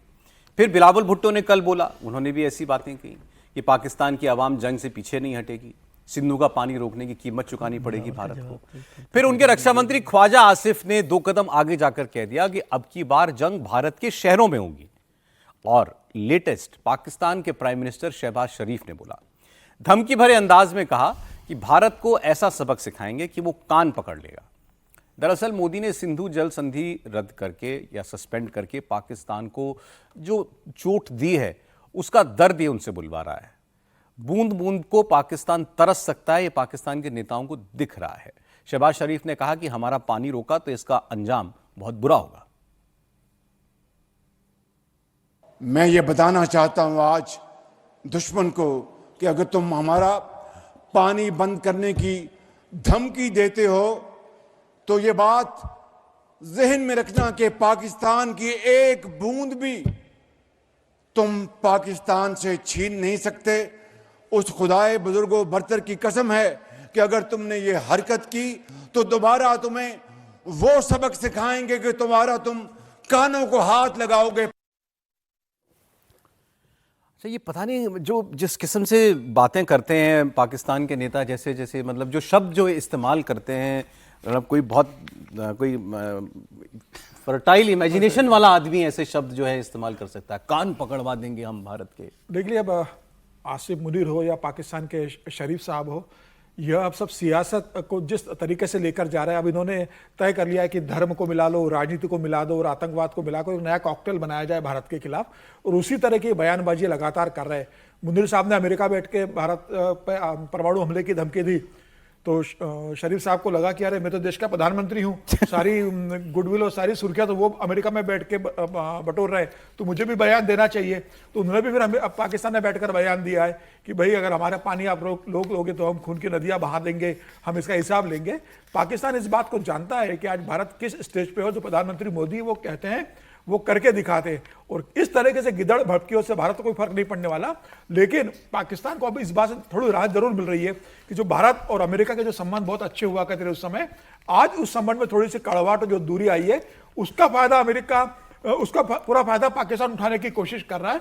और 1 महीने के अंदर 2 बार अगर मुनीर जा रहे हैं तो निश्चित रूप से इसलिए जा रहे हैं कि भाई अब हमने आपको हमने नोबेल पुरस्कार के नॉमिनेट कर दिया है, अब हमें हथियार भी दो, आप पैसा भी दो।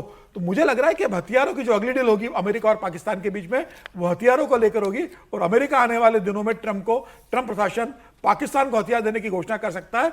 उस तैयारी के लिए मुनीर लगातार अमेरिका से गुहार लगा रहे हैं, और चीन ऑलरेडी पाकिस्तान के साथ है। तो मुझे लग रहा है चिंता का विषय जरूर है भारत के साथ कि अगर हम अमेरिका से दूर होंगे तो निश्चित रूप से अमेरिका पाकिस्तान के पास जाएगा, चीन ऑलरेडी पाकिस्तान के पास है। तो ऐसी स्थिति में भारत के लिए मुझे लगता है कि एक विदेश नीति में बहुत सतर्क और संभल कर रहने की जरूरत होगी, क्योंकि इस समय अगर पाकिस्तान पूरी तरीके से अमेरिका की गोद में बैठ जाए जाकर, और अमेरिका उसको सहलाएगा, उसको सुविधाएं ताकत देगा, तो निश्चित रूप से आने वाले समय में भारत के लिए एक चुनौती हो सकती है।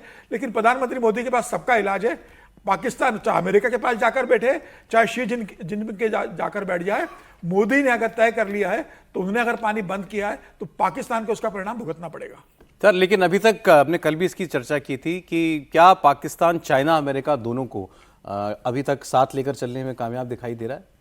मुझे लगता है ठीक है, और वो इसलिए क्योंकि पाकिस्तान नहीं लेके जा, आप इस तरह से पाकिस्तान को क्रेडिट दे रहे हैं। दरअसल चाइना और अमेरिका दोनों के इंटरेस्ट पाकिस्तान के साथ जुड़े हुए हैं।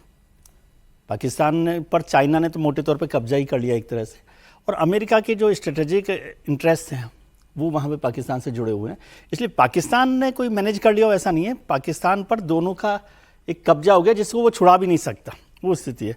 शहबाज शरीफ सर कह रहे हैं तो मुझे वो ये बात याद आई कि मन के लड्डू थोड़े क्यों और थोड़े हो तो फीके क्यों। कुछ भी बोलिए, कान पकड़ लीजिए। अभी तो उनको पता नहीं कि वहाँ पर मुनीर साहब कान पकड़ेंगे कि शहबाज शरीफ कान पकड़ेंगे, आपस में ही नहीं पता है। क्योंकि जिस तरह से मुनीर साहब ट्रंप साहब की गोदी में बैठे हुए हैं, तो उससे तो शहबाज साहब को प्रधानमंत्री से ज़्यादा चिंता उनकी करनी चाहिए कि मुनीर साहब क्या कर रहे हैं और कहाँ ले जाएंगे।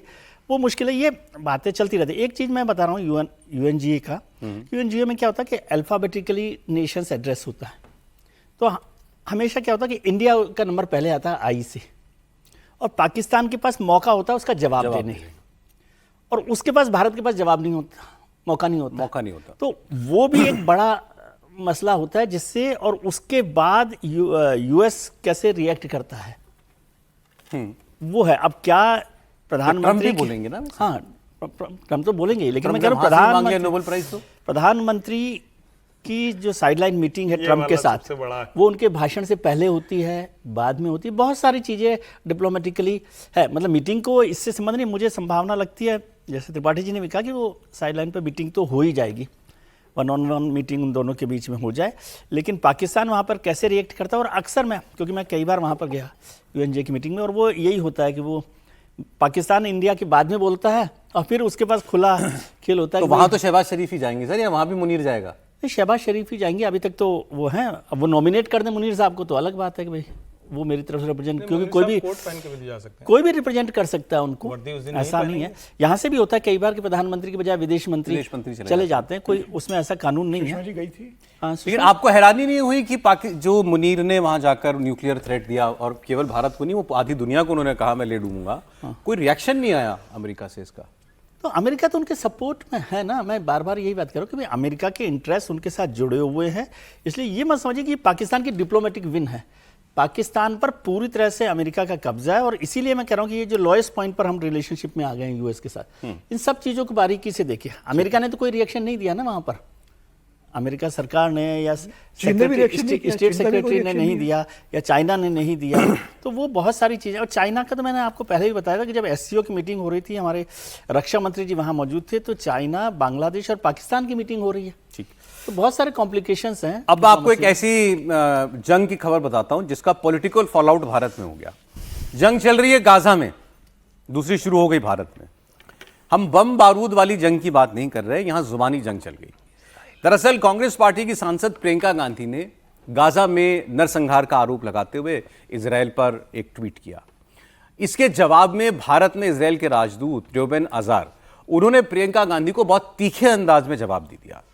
उन्होंने प्रियंका गांधी के पोस्ट पर जवाब देते हुए लिखा कि गाजा में नरसंहार नहीं, हमास के आतंकवादियों का खात्मा हुआ है। प्रियंका गांधी ने गाजा पर भारत सरकार की चुप्पी को शर्मनाक बताया, तो इजरायल के राजदूत ने जवाब में कहा कि आपका धोखेबाज रवैया वो शर्मनाक है। ये सारा युद्ध सोशल मीडिया पर चला। एक्स पर प्रियंका गांधी को भारत में इजरायली राजदूत ने जवाब दिया, और अब प्रियंका गांधी के पक्ष में विपक्षी सांसद खड़े हो गए। उनकी अपनी पार्टी तो खड़ी है ही, और इसमें भारत सरकार को लपेटा जा रहा है कि क्या जो इजरायल के राजदूत ने कहा सीधे भारत की एक सांसद को, क्या उनका कॉन्फिडेंस इस बात से आता है कि इस पर भारत सरकार कोई आपत्ति नहीं करेगी? क्या एक राजदूत देश की किसी राजनीतिक व्यक्ति की पॉलिटिकल टिप्पणी पर कमेंट कर सकता है जैसा उन्होंने किया? और क्या भारत सरकार को कुछ इस पर एक एक्शन लेना चाहिए, या इजरायली राजदूत को कोई संदेश जो है कन्वे करना चाहिए? ये सवाल फिलहाल पूछे जा रहे हैं। त्रिपाठी जी। नहीं, मुझे लगता है कि सबसे पहले तो ये, क्या प्रियंका गांधी वाड्रा ने जो व्यवहार किया है वो व्यवहार उनको करना चाहिए क्या? विदेश नीति के मामले में जो भारत सरकार का रुख है वो रुख होना चाहिए, लेकिन प्रियंका तो मानी नहीं है। मुझे लगता है आज तक उनके जीवन में किसी एक मुद्दे पर अगर सर्वाधिक पोस्ट होगी तो वो गाजा के मुद्दे पर और फिलिस्तीन के मुद्दे पर है। झोला भी फिलिस्तीन वाला था बनवा के जो लाई थी, अभी इस बार वो मिंता दास वाला बनवाई थी, वो भी गड़बड़ हो गई, टी शर्ट वाला भी। तो मैंने तो पहले ही कहा था, सत्र के समय कहा था कि कांग्रेस पार्टी राजनीतिक दल ना होकर वो छापा खाना बन गई है कि आज टी शर्ट छपवा लेंगे, कल झोला छपवा लेंगे, फिर कैप छपवा लेंगे। सवाल ये है कि क्या दो देशों के बीच में जब ये स्थिति है तो हमारे देश के किसी भी सांसद को ऐसी टिप्पणी करनी चाहिए कि वो नरसंहार कर रहा है? या आप एक किसी फोरम पर होते हैं अलग बात है, और जब आप पब्लिकली कहते हैं तो क्या उस देश का राजदूत अपने देश का पक्ष नहीं रखेगा? ये बड़ी ब्लर लाइन है इसको अगर तोड़ने की कोशिश होगी तो फिर हर जगह ये मुश्किल आ जाएगी। और मेरा ये मानना है स्पष्ट तौर पर कि इसमें हमारे देश के सांसदों को भी बचना चाहिए। जब कहीं द्विपक्षीय मसला है, दो देशों के बीच का मसला है, तो आपको ये टिप्पणी करने से बचना चाहिए। तो राजदूत जो कह रहे हैं, मतलब इसमें भारत सरकार के हस्तक्षेप की कोई जगह नहीं, इसमें सरकार का मसला ही नहीं है कोई ना। ये तो भाई आपने एक बात कही, उन्होंने अपना पक्ष रखा है, मैंने वो पूरी पोस्ट पढ़ी, उन्होंने अपना पक्ष रखा है कि आप जिनको कह रहे हैं कि वो निर्दोषों को मार रहे हैं, हम ये कर रहे हैं कि हम आतंकवादियों को मार रहे हैं। और ये डिबेट है, हम सबको या दुनिया के किसी भी व्यक्ति को लगेगा कि जब वहां कोई मारा जा रहा है तो वो ठीक नहीं है। लेकिन ये भी तो सच है ना कि आज तक हमास के साथ समझौता नहीं हो पाया, आज तक हमास ने आत्मसमर्पण नहीं किया। प्रियंका गांधी ने कहा कि इजराइल जेनोसाइड कर रहा है, गाजा में 60,000 लोगों को मार चुका है, जिसमें से 18,000 से ज्यादा बच्चे हैं, और फिर वो अब बच्चों को भूखा मार रहा है।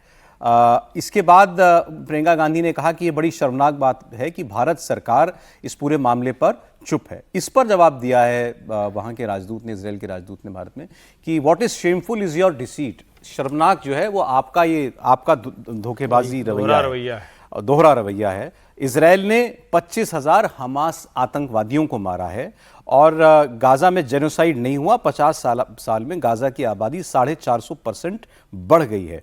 आप हमास जो आंकड़े जारी करता है उन पर यकीन मत कीजिए, बताइए।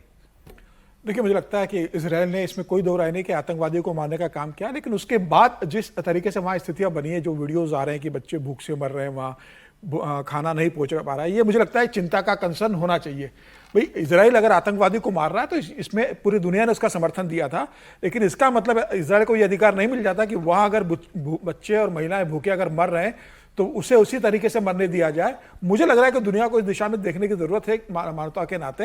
हालांकि आतंकवादी को जो आश्रय भी इन्हीं लोगों ने दिया था, तो उसका परिणाम भी अब उन्हें भुगतना पड़ रहा है। लेकिन अमेरिका जिस तरीके से ट्रंप का जो बयान आया था कि वहां पर हम एक कॉलोनी बनाएंगे, पूरा सपाट कर देंगे, पूरा वहां नई बस्ती बसाई जाएगी, और जिस तरीके से वहां जो प्लान बन रहा था, मुझे लग रहा है वो भी एक वो तो चलिए एक अलग मसला है, लड़ाई में क्या रुख हो हमारा वो ना हो। क्या कोई दूसरे देश का राजदूत वो हमारी एक सांसद के खिलाफ ऊपर कोई ऐसी टिप्पणी करे, क्या उचित है? मुझे टिप्पणी से नहीं, मुझे उनकी भाषा से आपत्ति है। जो इस भाषा से उन्होंने प्रियंका गांधी को जवाब दिया, उसमें उनका एक अहंकार और जिस तरीके से जो लैंग्वेज का इस्तेमाल किया है, मुझे लग रहा है कि राजदूत को एक चुनी हुई सांसद के प्रति एक थोड़ी भाषा में एक नरमी बरतना चाहिए थी। उन्होंने जिस भाषा का इस्तेमाल किया है, मुझे लगता है वो उचित नहीं है और भारत सरकार को संज्ञान में लेना चाहिए। प्रियंका गांधी ने कहा है तो इजराइल के राजदूत का अधिकार है कि वो अपनी बात रखे, लेकिन जवाब देते समय वो किस भाषा का इस्तेमाल कर रहे हैं उन्हें जरूर ध्यान रखना चाहिए। अच्छा, इस वक्त असदुद्दीन ओवैसी बिहार में एसआईआर के इशू पर कुछ बोल रहे हैं, सुनते हैं। कोई ऑर्डर जब आएगा जब बोल सकते हैं। अभी तो एक ओरल सवाल जवाब बेंच अगर पूछ रहा है ऑनरेबल जजेस पे, तो उस पर कैसा हम आपको लग रहा है कि मिस्टेक्स रेक्टिफाई करने का ड्राफ्ट जो हुआ है, मिस्टेक जो रेक्टिफाई कर रहे हैं वो एक्सरसाइज नहीं है? नहीं, काम नाम ही नहीं, नाम कट गए भाई। आप बोल रहे कि इतने लाख लोग शिफ्ट हो गए, हम बोल रहे नहीं वो शिफ्ट नहीं है। ईसीआई बोल रहा है कि लोग दो जगह पे नाम, हम बोल रहे नहीं है, अमूर में है, बैसा में है, किशनगंज में है, कोचादामन में है, जोकी में है, बहादुरगंज में, ठाकुरगंज में है, लोग हैं वहां पर। किसका प्रूफ? अब कौन करना चाहिए काम? ये ईसीआई को करना चाहिए। तो ये एसआईआर जो है ये बोलते ना हमारे सरों पे एक लटकी हुई तलवार है। इसीलिए हर जगह पर जनता को, खासतौर से गरीब जनता को, अपना बर्थ सर्टिफिकेट, जो डॉक्यूमेंट्स है उसको निकाल के तैयार रखना चाहिए। सर, ये क्रिकेट मैच को लेकर नहीं, मैं तो क्रिकेट मैच नहीं देखने वाला हूं, मैं तो हरगिज नहीं देखने वाला हूं। मेरा ज़मीर, मेरा दिल गवारा नहीं करता कि मैं बैठकर उस मुल्क के लोगों के साथ हम क्रिकेट मैच खेलें जो हर रोज धमकी दे रहे हैं। उनका चीफ ऑफ आर्मी जाके वहां से बोलता है कि हम लोग डैम पे मार देंगे, वो बोलता है कि हम न्यूक्लियर थ्रेट कोई दे रहा है, कोई एक बोल रहा है कि हम वो कर देंगे। अब क्या क्यों खेलेंगे हम? ये सुनिए, एक मिनट सुनिए। आप पानी देना बंद कर दिए, पानी से बड़ी कोई चीज हो सकती, क्या बोलिए? आप ट्रेड नहीं कर रहे हैं, आप वाघा बॉर्डर बंद कर दिए, वीजा नहीं दे रहे, खेल क्यों रहे हैं बताइए? उत्तर प्रदेश की बात करते हैं। यूपी की पॉलिटिक्स में भी बहुत कुछ हो रहा है। पहली बार यूपी विधानसभा में 24 घंटे तक नॉन स्टॉप बहस चलने वाली है, जो आज सुबह 11 बजे शुरू हुई है और कल दोपहर 2 बजे तक चलेगी। इस विशेष बहस की थीम है विकसित भारत, विकसित उत्तर प्रदेश 2047। यूपी सरकार के मंत्री बारी बारी से अपने विभाग का विजन डॉक्यूमेंट सदन में पेश करेंगे। मुख्यमंत्री योगी आदित्यनाथ ने सारे मंत्रियों को निर्देश दिया है कि वो अपने विभागों की पिछले 8 साल की उपलब्धियों का रिकॉर्ड सदन के सामने रखें। इस नॉन स्टॉप सत्र पर विपक्ष ने पहले सवाल उठाया था कि इसकी क्या जरूरत है, और अब सेशन को 24 घंटे से बढ़ाकर 72 घंटे करने की मांग भी कर रहा है। नेता प्रतिपक्ष, माननीय नेता प्रतिपक्ष, आपने सर्वदलीय मीटिंग में कहा था कि ये 72 घंटे क्यों करेंगे, कौन जागेगा। जब आपको बताया गया 24 घंटे तो आपने कहा ये सही है, 72 नहीं होना चाहिए। आपने ये बात कही थी, हमारी कार्रवाई में है।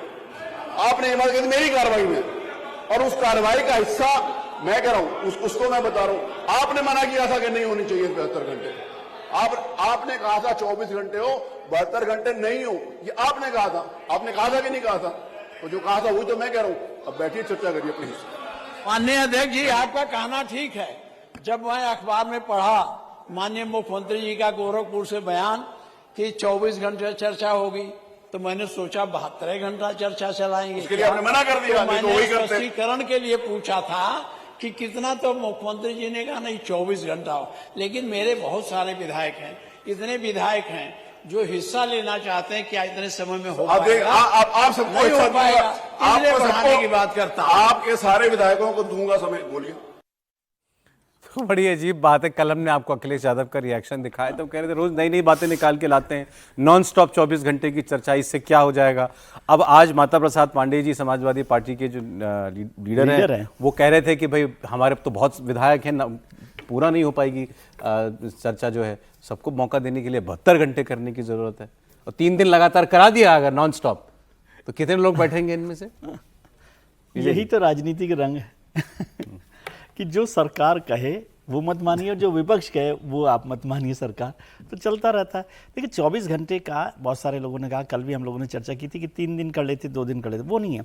24 घंटे का एक मैसेज होता है, वो मैसेज के लिए होता है। जैसे आपने देखा हो कि आज़ादी के जब 50 साल हुए थे तो पूरी रात तक हाउस चला था, वो रात को ही चलाया गया था हाउस स्पेशली, तो वो एक मैसेज के लिए। अब वो मुख्यमंत्री जी एक विकसित उत्तर प्रदेश के विजन डॉक्यूमेंट पे चर्चा करना चाहते हैं, तो वो एक हिस्टोरिकल आइडिया के तौर पर उसको प्रेजेंट करना चाहते हैं। 24 घंटे बात हो रही है, ये अच्छी बात हो रही है कि अब विपक्ष के लोग भी 24 घंटे ही नहीं 72 घंटे बात करने को तैयार है।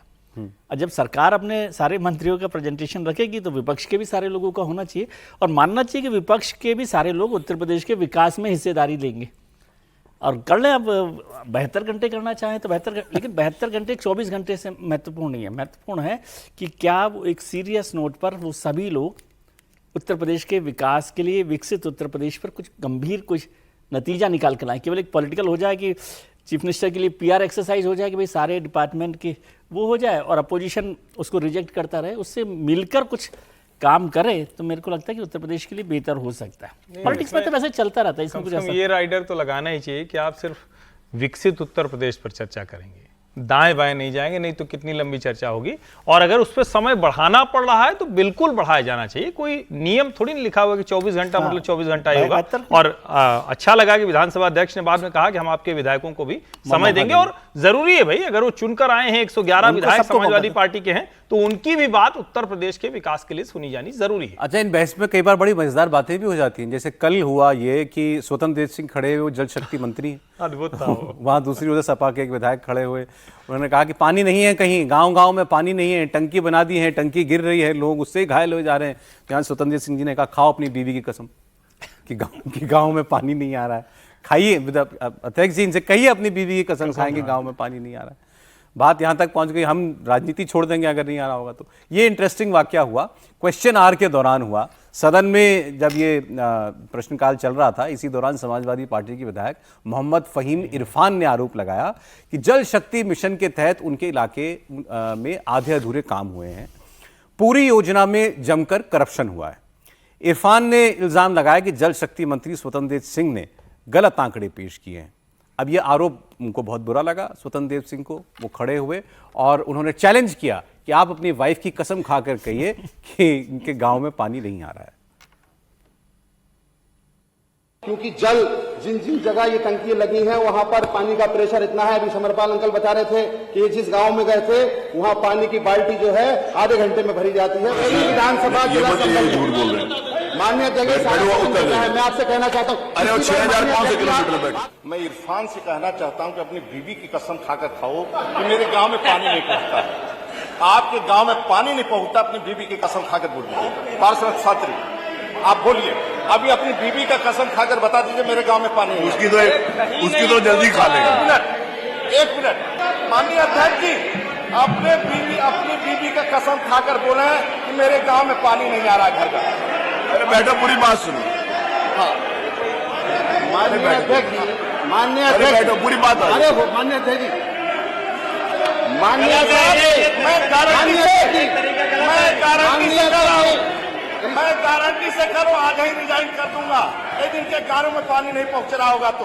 मैं गारंटी से कर रहा हूं, मैं गारंटी से कर रहा हूं। बता दें इरफान भाई पानी नहीं पहुंच रहा है। माननीय अध्यक्ष जी, पर्टिकुलर मेरे गांव पे आने से पहले मैं कहना चाहता हूं कि माननीय मंत्री जी बीवी की कसम तो ना खाएं, क्योंकि बीवी के पास जाके कोई गड़बड़ हो जाएगी बाद में, क्योंकि बीवी माशाल्लाह अल्लाह पाक ने वो आपके जो मेरी सुन लीजिए। एक जिले की जांच करा लें अध्यक्ष जी, मैं एक जिला कोई सा भी आप ले लें पश्चिम का, और आप उसकी जांच करा लें। ये बीवी की कसम देने की बात कर रहे हैं, मैं विधानसभा से इस्तीफा दे दूंगा अगर ये पूरा का पूरा गांव। मोहम्मद इब्राहिमपुर के रहने वाले इरफान भाई प्रधान है साजिद जी, अभी फोन लगा कर पूछ लीजिए पानी उसके गांव में पहुंच रहा है कि नहीं पहुंच रहा। और मैं विश्वास के साथ कहता हूं, यदि कंपनी काम नहीं करेगी तो कंपनी जेल जाएगी। माननीय योगी सरकार है। अच्छा, ये वाकया मजेदार है और उन्होंने भी कह दिया इरफान ने कि भाई हम बीवी कसम तो नहीं खा पाएंगे, लेकिन इन्होंने गांव का नाम और प्रधान का नाम सब निकाल लिया सदन में उसी वक्त। ये बड़ी बात है और बड़े ठोक के अपना दावा कर रहे थे जो मंत्री थे कि आप पता कर लीजिए, फोन लगा लीजिए अभी पानी पहुंचा कि नहीं पहुंचा। त्रिपाठी जी, तो मामला तो मजेदार था। नहीं देखिए, मतलब इसको कहते हैं ना कि ये जो अंदाज था उस अंदाज के लिहाज से देखें तो ये बड़ा गजब दिखता है। चूंकि जल शक्ति मिशन में ढेर सारे भ्रष्टाचार की अलग अलग खूब खबरें चल रही है, उत्तर प्रदेश में खूब खबरें चल रही है, और वो जल शक्ति मंत्री अब सीधे सीधे उनको लगा कि ये तो आरोप हो गया। अब वो जो विधायक महोदय थे समाजवादी पार्टी वाले, वो क्या करें भाई, बीवी की कसम कैसे कोई खा ले, घर तो लौटना है उसको, तो मुश्किल तो थी। और मुझे लगता है कि ये दोनों ही चीजें हैं। अब इसके बाद सरकार को सचमुच जांच भी करानी चाहिए। ये मसला सिर्फ यहीं तक नहीं रुकना चाहिए। एक तो हंसी मजाक वाला मसला है, दूसरा अच्छा है कि स्वतंत्र देव सिंह ने कहा कि ये हम जो वहां का प्रधान है उससे बात करते हैं, लेकिन इसकी जांच करानी चाहिए, क्योंकि विधायक सदन के अंदर ऑन रिकॉर्ड आरोप लगा रहा है कि किसी एक जिले की जांच कराई और उसमें भ्रष्टाचार के मामले, तो ये जांच होनी चाहिए। ये अच्छा है कि जल मंत्रालय को लेकर चर्चा हुई कि पानी नहीं आ रहा। अगर बिजली विभाग के मंत्री से अगर कह देते कि बिजली नहीं आ रही, तो वो ये कह भी नहीं पाते कि आप पत्नी की कसम खा के कहो कि सब जगह आ रही है। बिजली का जो हाल है, तो आज ठीक है जल पे हुई, और स्वतंत्र देव सिंह ने जो जवाब दिया है जिस तरीके से, मुझे लगता है एक तैयारी और ये आत्मविश्वास बताता है कि आपने लगातार काम किया उसके अंदर, और ये अच्छा लगता है कि सत्र चलना चाहिए, आरोप प्रत्यारोप लगे, विपक्ष सरकार से प्रश्न पूछे और सरकार उसका जवाब तथ्यों के साथ दे। और जो योगी ने जो शुरुआत की है, जो उसका समय बढ़ा दिया गया है, 72 घंटे का शायद कर दिया गया है, हो गया है, मतलब कहा तो शायद संभवतः उसको स्वीकार कर लिया गया है, मुझे लगता है ये होगा। और प्रधानमंत्री मोदी ने 2017 में जो 2047 से भारत के स्वतंत्रता के 100 साल पर जो विजन डॉक्यूमेंट्स के लिए कहा था कि भाई 2047 से भारत कैसा विकसित होना चाहिए, उसी को ध्यान में रखते हुए अगर योगी सरकार ने किया तो मुझे लगता है कि अच्छी शुरुआत है। यूपी में 2 दिन पहले एक और इंटरेस्टिंग बात हुई। यूपी विधानसभा का सत्र चल रहा है और लखनऊ में 40 क्षत्रिय विधायक एक 5 स्टार होटल में एक साथ जुटे। इस मीटिंग का नाम था कुटुंब। इसके लिए बाकायदा एक व्हाट्सएप ग्रुप भी बनाया गया। इस मीटिंग में बीजेपी के साथ साथ समाजवादी पार्टी के भी कुछ बाकी विधायक थे, लेकिन कॉमन बात क्या थी कि ये सारे विधायक क्षत्रिय समाज से थे, राजपूत समाज से थे। राजा भैया भी इसमें शामिल हुए। ठाकुर विधायकों की बैठक को कुटुंब नाम देने पर अब सियासी मायने निकाले जा रहे हैं। पहले तो ये बात थोड़ी अटपटी लगती है कि एक जाति के विधायक इकट्ठा हुए हों, वो एक मीटिंग करें, व्हाट्सएप ग्रुप बनाएं, उसमें विपक्ष के सांसद भी हों। ये माना जा रहा है कि इसे सत्ता पक्ष और विपक्ष के ठाकुर विधायकों का एक प्रेशर ग्रुप बनाने की कवायद के तौर पर इसको देखा जाए। तस्वीरें भी उस मीटिंग की आ गई, तो ऐसा भी नहीं था कि बहुत कोई गुपचुप बात थी, लेकिन ऐसा हुआ। और यूपी में सरकार में भी जाति को लेकर के तमाम बातें होती रहती हैं, उसके बावजूद ऐसी बैठक का होना क्या इशारा है इसका? विजय जी, अभी जो हमने जहाँ से प्रोग्राम शुरू किया था ना सर, कॉन्स्टिट्यूशन क्लब की बैठक का, वही तो बहुत सारे मित्रों ने मुझे इस बैठक का जिक्र किया था, कुटुंब बैठक का, कि राजपूत समाज की, क्षत्रिय समाज की बैठक हुई और वो भी एक मैसेज था। और आप कह रहे हैं कि कोई चोरी छुपे नहीं हुई, फोटो भी आ गई। फोटो आई थोड़ी है, फोटो तो जारी की गई है ये, कि ताकि सनद रहे, ताकि सनद रहे। और वो एक पूरा प्रेशर ग्रुप बनाने की एक एक्सरसाइज है, पॉलिटिकल प्रेशर ग्रुप, कि मैसेज दिया जा सके जिनको मैसेज चाहिए। लखनऊ में चाहिए तो लखनऊ में, दिल्ली में चाहिए तो दिल्ली में, और वो सारी एक्सरसाइज हुई। लेकिन इसमें भी ये कॉन्स्टिट्यूशन क्लब की चर्चा हुई थी चुनाव की, इस बैठक में जो मुझे बताया गया, ठीक है। और उसमें कहा गया कि भाई रूडी साहब के साथ जो समर्थन देना है उसका वजह एक समाज की चिंता जाहिर की गई। और फिर उसके बाद बात आगे बढ़ी कि भाई लखनऊ से भी क्या दिल्ली पर फैसला हो रहा है, तो अब इसका क्या पॉलिटिकल रिपरकशंस होंगे, क्या नहीं होंगे। लेकिन ये केवल एक समाज की बैठक या क्षत्रिय जो समाज के विधायक हैं उनकी बैठक नहीं थी, ये एक पॉलिटिकल मैसेज की बैठक थी। और उसकी फोटो भी इसीलिए जारी की गई ताकि सनद रहे। तो त्रिपाठी जी, क्या चल रहा है यूपी में? नहीं, राजनीतिक तौर पर तो ये कतई अच्छा नहीं है। और भारतीय जनता पार्टी के लिए तो वैसे भी जब जाति राजनीति, जाति गोलबंदी होती है तो कठिन होती है। और उत्तर प्रदेश में चूंकि योगी आदित्यनाथ की सरकार है और कई बार इस तरह की गोलबंदी के आरोप लगते हैं, तो ये और ज्यादा खतरनाक है। तो मुझे लगता है कि बीजेपी के लिहाज से देखें तो ये बहुत अच्छी खबर नहीं है, खराब खबर है। और एक तरह से कहें, जिसको बार बार विपक्ष कोशिश करता रहता है, जो योगी सरकार पर आरोप लगाने वाले करते रहते हैं, वो और ज्यादा आरोप गाढ़ा होगा, गहरा होगा। नहीं, लेकिन मंशा क्या रही? जैसे उन्होंने बताया कि भाई क्या कॉन्स्टिट्यूशन क्लब के लिए भी कोई दबाव बनाने के लिए या उसके लिए राज्य प्रताप रूडी जो नहीं, ये कनेक्टेड है। मैंने कनेक्टेड है, शुरुआत में ये मैंने आपको कहा था कि ये चर्चा कॉन्स्टिट्यूशन क्लब के इलेक्शन में भी चली कि ये राजपूत लॉबी वर्सेस अदर्स है। नहीं, इसको थोड़ा समझिए। एक तो ये कि उनमें से कोई भी, अब कोई एक आध रहा हो तो नहीं बता सकते, लेकिन उनमें से कोई भी यहाँ का वोटर नहीं था। नहीं, वो वोटर नहीं है, मैसेज के लिए। दूसरा ये है, ठीक बात। दूसरा ये है कि ये जैसे अलग अलग समाज करते हैं, तो राजपूत समाज ज्यादा वोकल है, ज्यादा प्रभावी है, ज्यादा शक्तिशाली है। और उत्तर प्रदेश में योगी आदित्यनाथ की सरकार है, तो बार बार ये आरोप लगते हैं कि देखिए राजपूतों का बहुत ताकत है, उनकी अपनी सरकार है। और उनसे जुड़े हुए कई विधायक कहे जाते हैं, या जो भारतीय जनता पार्टी में नहीं भी हैं, और वो कहे जाते हैं कि देखिए इनका प्रभाव तो है सिर्फ राजपूत होने के नाते। तो कॉन्स्टिट्यूशन क्लब से सीधे तौर पर कोई जुड़ा हुआ ये मैं नहीं मानता हूं। लेकिन हाँ, दबाव की राजनीति है, अपने लोगों को स्थापित करने की राजनीति है। और उत्तर प्रदेश विधानसभा चुनाव और उसके बाद लोकसभा चुनाव के बीच में आपको याद होगा कि कई ऐसे राजपूत सम्मेलन भी हुए थे, तो उसको भी जोड़ा जाता है। और उस वक्त तो बाकायदा राजस्थान, उत्तर प्रदेश, बिहार और यहां तक कि गुजरात तक से वो पूरा एक कहा गया था कि नेशनल एक कोशिश हो रही है, तो वो सब भी उससे जोड़ा जाता है। लेकिन अभी हम कहें तो स्पष्ट तौर पर दबाव बनाने की राजनीति, अपनी शक्ति प्रदर्शन की कोशिश। अच्छा, कुछ बड़े फैसले करने भी हैं बीजेपी को, जैसे प्रदेश अध्यक्ष का चुनाव भी, प्रदेश अध्यक्ष का भी। लेकिन इससे जुड़ा एक, मतलब ये इससे जुड़ा हुआ नहीं है, लेकिन मुख्यमंत्री जी से जुड़ा हुआ है कि अभी कल परसों मुझे किसी मित्र ने कहा कि योगी जी पर एक फिल्म बन रही है अजय, और उसको जो सेंसर बोर्ड है वो सर्टिफिकेट नहीं दे रहा, और कहा गया कि भाई आप पहले मुख्यमंत्री जी से परमिशन लेकर आइए। तो उनका कहना था कि अभी प्रधानमंत्री जी पर फिल्म बनी थी, जो जिसमें विवेक, क्या नाम था, कुछ नाम था, उनकी फिल्म बनी थी, तो उस पर तो कोई प्रधानमंत्री जी से स्वीकृति नहीं ली गई थी। और वो वहाँ पर बड़ा, दिल्ली और लखनऊ के बीच में बड़ी चर्चा। हालांकि वो मैटर मुझे लगता है, जहां तक मेरी जानकारी है, कोर्ट में जा चुका है। और सेंसर बोर्ड से भी शायद उसकी आपत्तियां दूर हो गई हैं, वो एक अलग मामला हो सकता है। ये बेसिकली यूपी में जो बैठक हुई थी, जो सांसद, इसमें समाजवादी पार्टी के भी ठाकुर सांसद शामिल हुए थे इसके अंदर, जिनको अखिलेश यादव ने पार्टी से निकाल दिया पार्टी गतिविधियों के कारण। और इसके अलावा रामवीर सिंह जो अभी उपचुनाव जीते हैं, जैसे कहा जा रहा है कि भाई उनकी जीत, कुंदरकी वाले, हाँ कुंदरकी वाले जो रामवीर सिंह जीते, उन्होंने पार्टी ऑर्गेनाइज की थी, और कहा जा रहा है कि भाई उनकी जीत का जश्न मनाने के लिए सब लोग इकट्ठे हुए थे। लेकिन उसके अंदर सिर्फ ठाकुरों का होना, और एक ग्रुप बनाया गया, व्हाट्सएप ग्रुप बना, तमाम तरीके के बिरादरी को लेकर चर्चा हुई है उसके अंदर कि भाई बिरादरी को लेकर हम क्या कर सकते हैं। ये कहा जा रहा है कि उसमें करणी सेना को लेकर भी कुछ लोगों ने कहा है कि भाई करणी सेना ने बहुत अच्छा एक काम कर रही है समाज के अंदर, तो करणी सेना को कैसे आगे बढ़ाया जा सकता है, करणी सेना का साथ देना है नहीं देना है, क्या करना है। करणी सेना को लेकर भी वहाँ पर कुछ विधायकों ने अपनी राय रखी है। तो मुझे लग रहा है कि समाज के लोग इकट्ठे हुए तो समाज में कैसे एक आगे बढ़ा जा सकता है, एक उसका संदेश देने की कोशिश की। लेकिन निश्चित रूप से जब एक विधायक बैठे जिसमें पार्टी की सहमति, क्या उन्होंने पार्टी से अनुमति ली थी, क्या पार्टी के संगठन को पता था कि भारतीय जनता पार्टी के इतने विधायक एक होटल में इकट्ठे हो रहे हैं। मुझे लग रहा है निश्चित रूप से केंद्रीय नेतृत्व की इस पर नजर होगी। आने वाले दिनों में उत्तर प्रदेश में एक चर्चा का विषय जरूर बड़े स्तर पर बनेगा।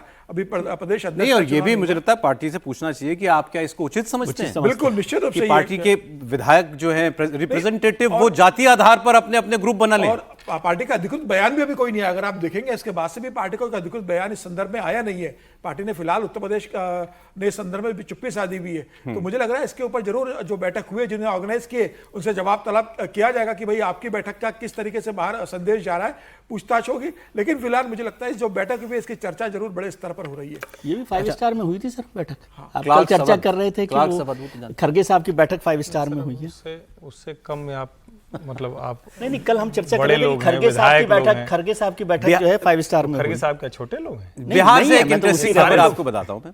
तेज प्रताप यादव, लालू जी के बड़े बेटे, जो बागी भी हो गए, वो अपनी पार्टी और परिवार के लिए कैसे मुश्किलें खड़े करते नजर आ रहे हैं। बिहार के इलेक्शंस के लिए उन्होंने पहली सीट का ऐलान कर दिया, उम्मीदवार का ऐलान कर दिया है। एक एक करके बाकी सीटों पर भी अपने समर्थकों को वो टिकट बांट रहे हैं। तेज प्रताप यादव ने दूसरे कैंडिडेट का इनफैक्ट ऐलान किया है। उन्होंने जहानाबाद जिले की घोसी विधानसभा सीट से जयप्रकाश यादव उर्फ गांधी यादव को अपना उम्मीदवार घोषित कर दिया। गांधी यादव ने अपने सैकड़ों समर्थकों के साथ टीम तेज प्रताप यादव को ज्वाइन कर लिया और तुरंत तेज प्रताप ने भी उन्हें घोसी सीट से कैंडिडेट बना दिया।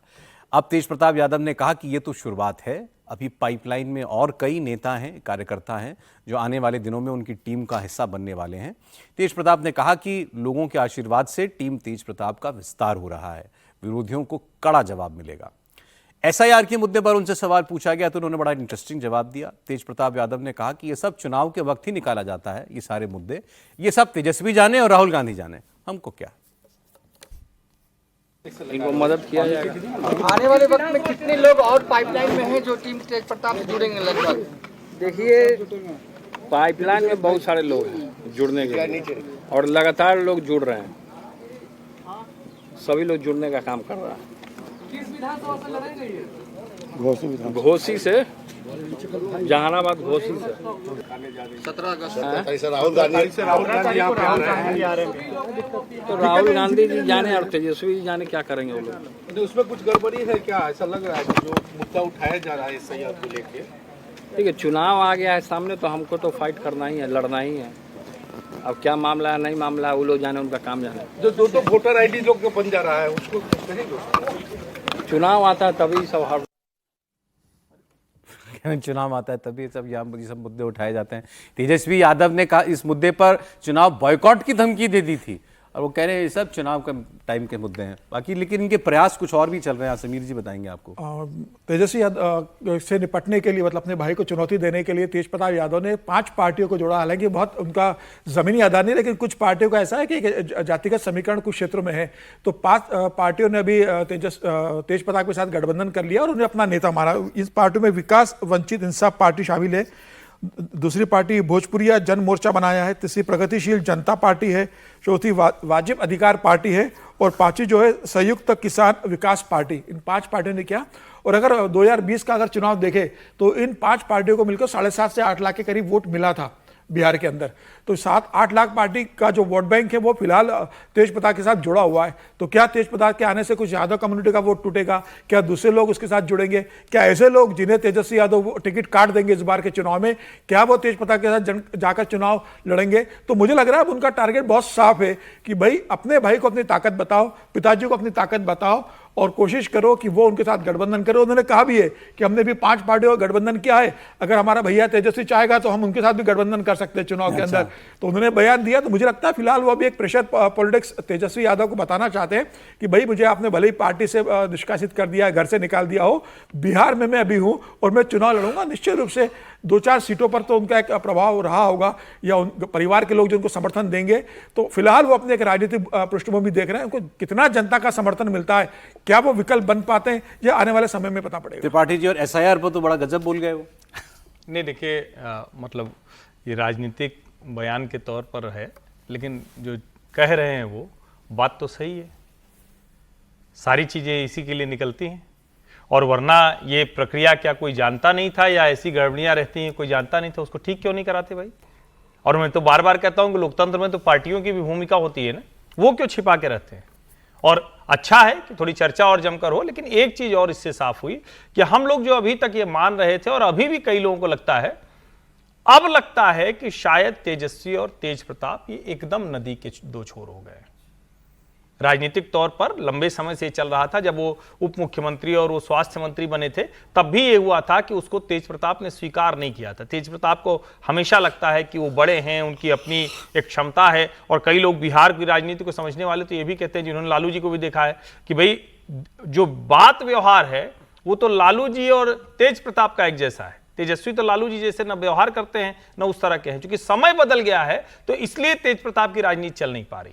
लेकिन अगर ऐसा कोई वर्ग है तो क्या राष्ट्रीय जनता दल के वोटों में कोई सेंध, कोई नुकसान वो तेज प्रताप करने जा रहे हैं क्या? मुझे लगता है सबसे बड़ा प्रश्न ये है। बाकी चुनाव, SIR, वो सब तो राजनीतिक बातें हैं, एक दूसरे पर होता रहेगा। नहीं तो आपको लगता है कि तेज प्रताप ऐसी शख्सियत हैं कि कुछ डेंट कर दें अपने भाई को? अब ये अनुमान लगाना थोड़ा कठिन है, क्योंकि अभी तक क्या था कि सबके बाद वो कहते थे कि मैं तो उनका कृष्ण हूं, वो अर्जुन है। उनका बयान भी तो बड़ा विचित्र विचित्र रहता था ना। तो अब क्या वो इस तरह से इस भूमिका में आ पाएंगे, ये बड़ा सवाल है। लेकिन अगर मान लीजिए ये जो 5 पार्टी बता रहे हैं, हालांकि उन 5 पार्टियों को वोट वगैरह बताया, लेकिन समीर जी ने आज बता दिया तो कुछ लोगों को पता चल गया होगा ये भी पार्टियां हैं। तो अगर उन सारी पार्टियों को लेकर जा रहे हैं तो कहीं ना कहीं कुछ ना कुछ तो नुकसान करेंगे ना। नुकसान घर से ही नहीं, मुझे लगता है कि वो अभी पहली एक्सरसाइज ये कर रहे हैं कि भाई वो बताएं, देखो मेरे पास इतने लोग हैं और मैं इतना कमज़ोर नहीं हूँ, तो वो वहीं पर आ जाएं, घर पर अपनी जगह बनाने की पहली एक्सरसाइज है। अगर वो नहीं हुआ कि तेजस्वी जी ने उस बात को स्वीकार ही नहीं किया और उनका कि जाइए जो भी है समीर जी के साथ ही मिलकर बनाइए, 8.5 लाख को 10 लाख कीजिए, जो भी है, तो फिर वो कुछ क्या रास्ता निकालते हैं क्या नहीं करते। लेकिन मुझे लगता है पहली एक्सरसाइज वो ये करेंगे कि वहाँ पर उस घर में, क्योंकि उससे उनका वजूद जुड़ा हुआ है ना, अकेले कितना वो कर पाएंगे नहीं कर पाएंगे, बाकी कितना, मतलब ये लड़ाई उनकी कोई चुनाव में तेजस्वी को हराने से की नहीं है, घर का कमरा बचाने की, घर का कमरा बचाने की। हाँ। बहुत बहुत शुक्रिया समीर जी, विजय जी, हर्षवर्धन जी। कल फिर मिलते हैं कहानी कुर्सी की में ठीक 1 बजे।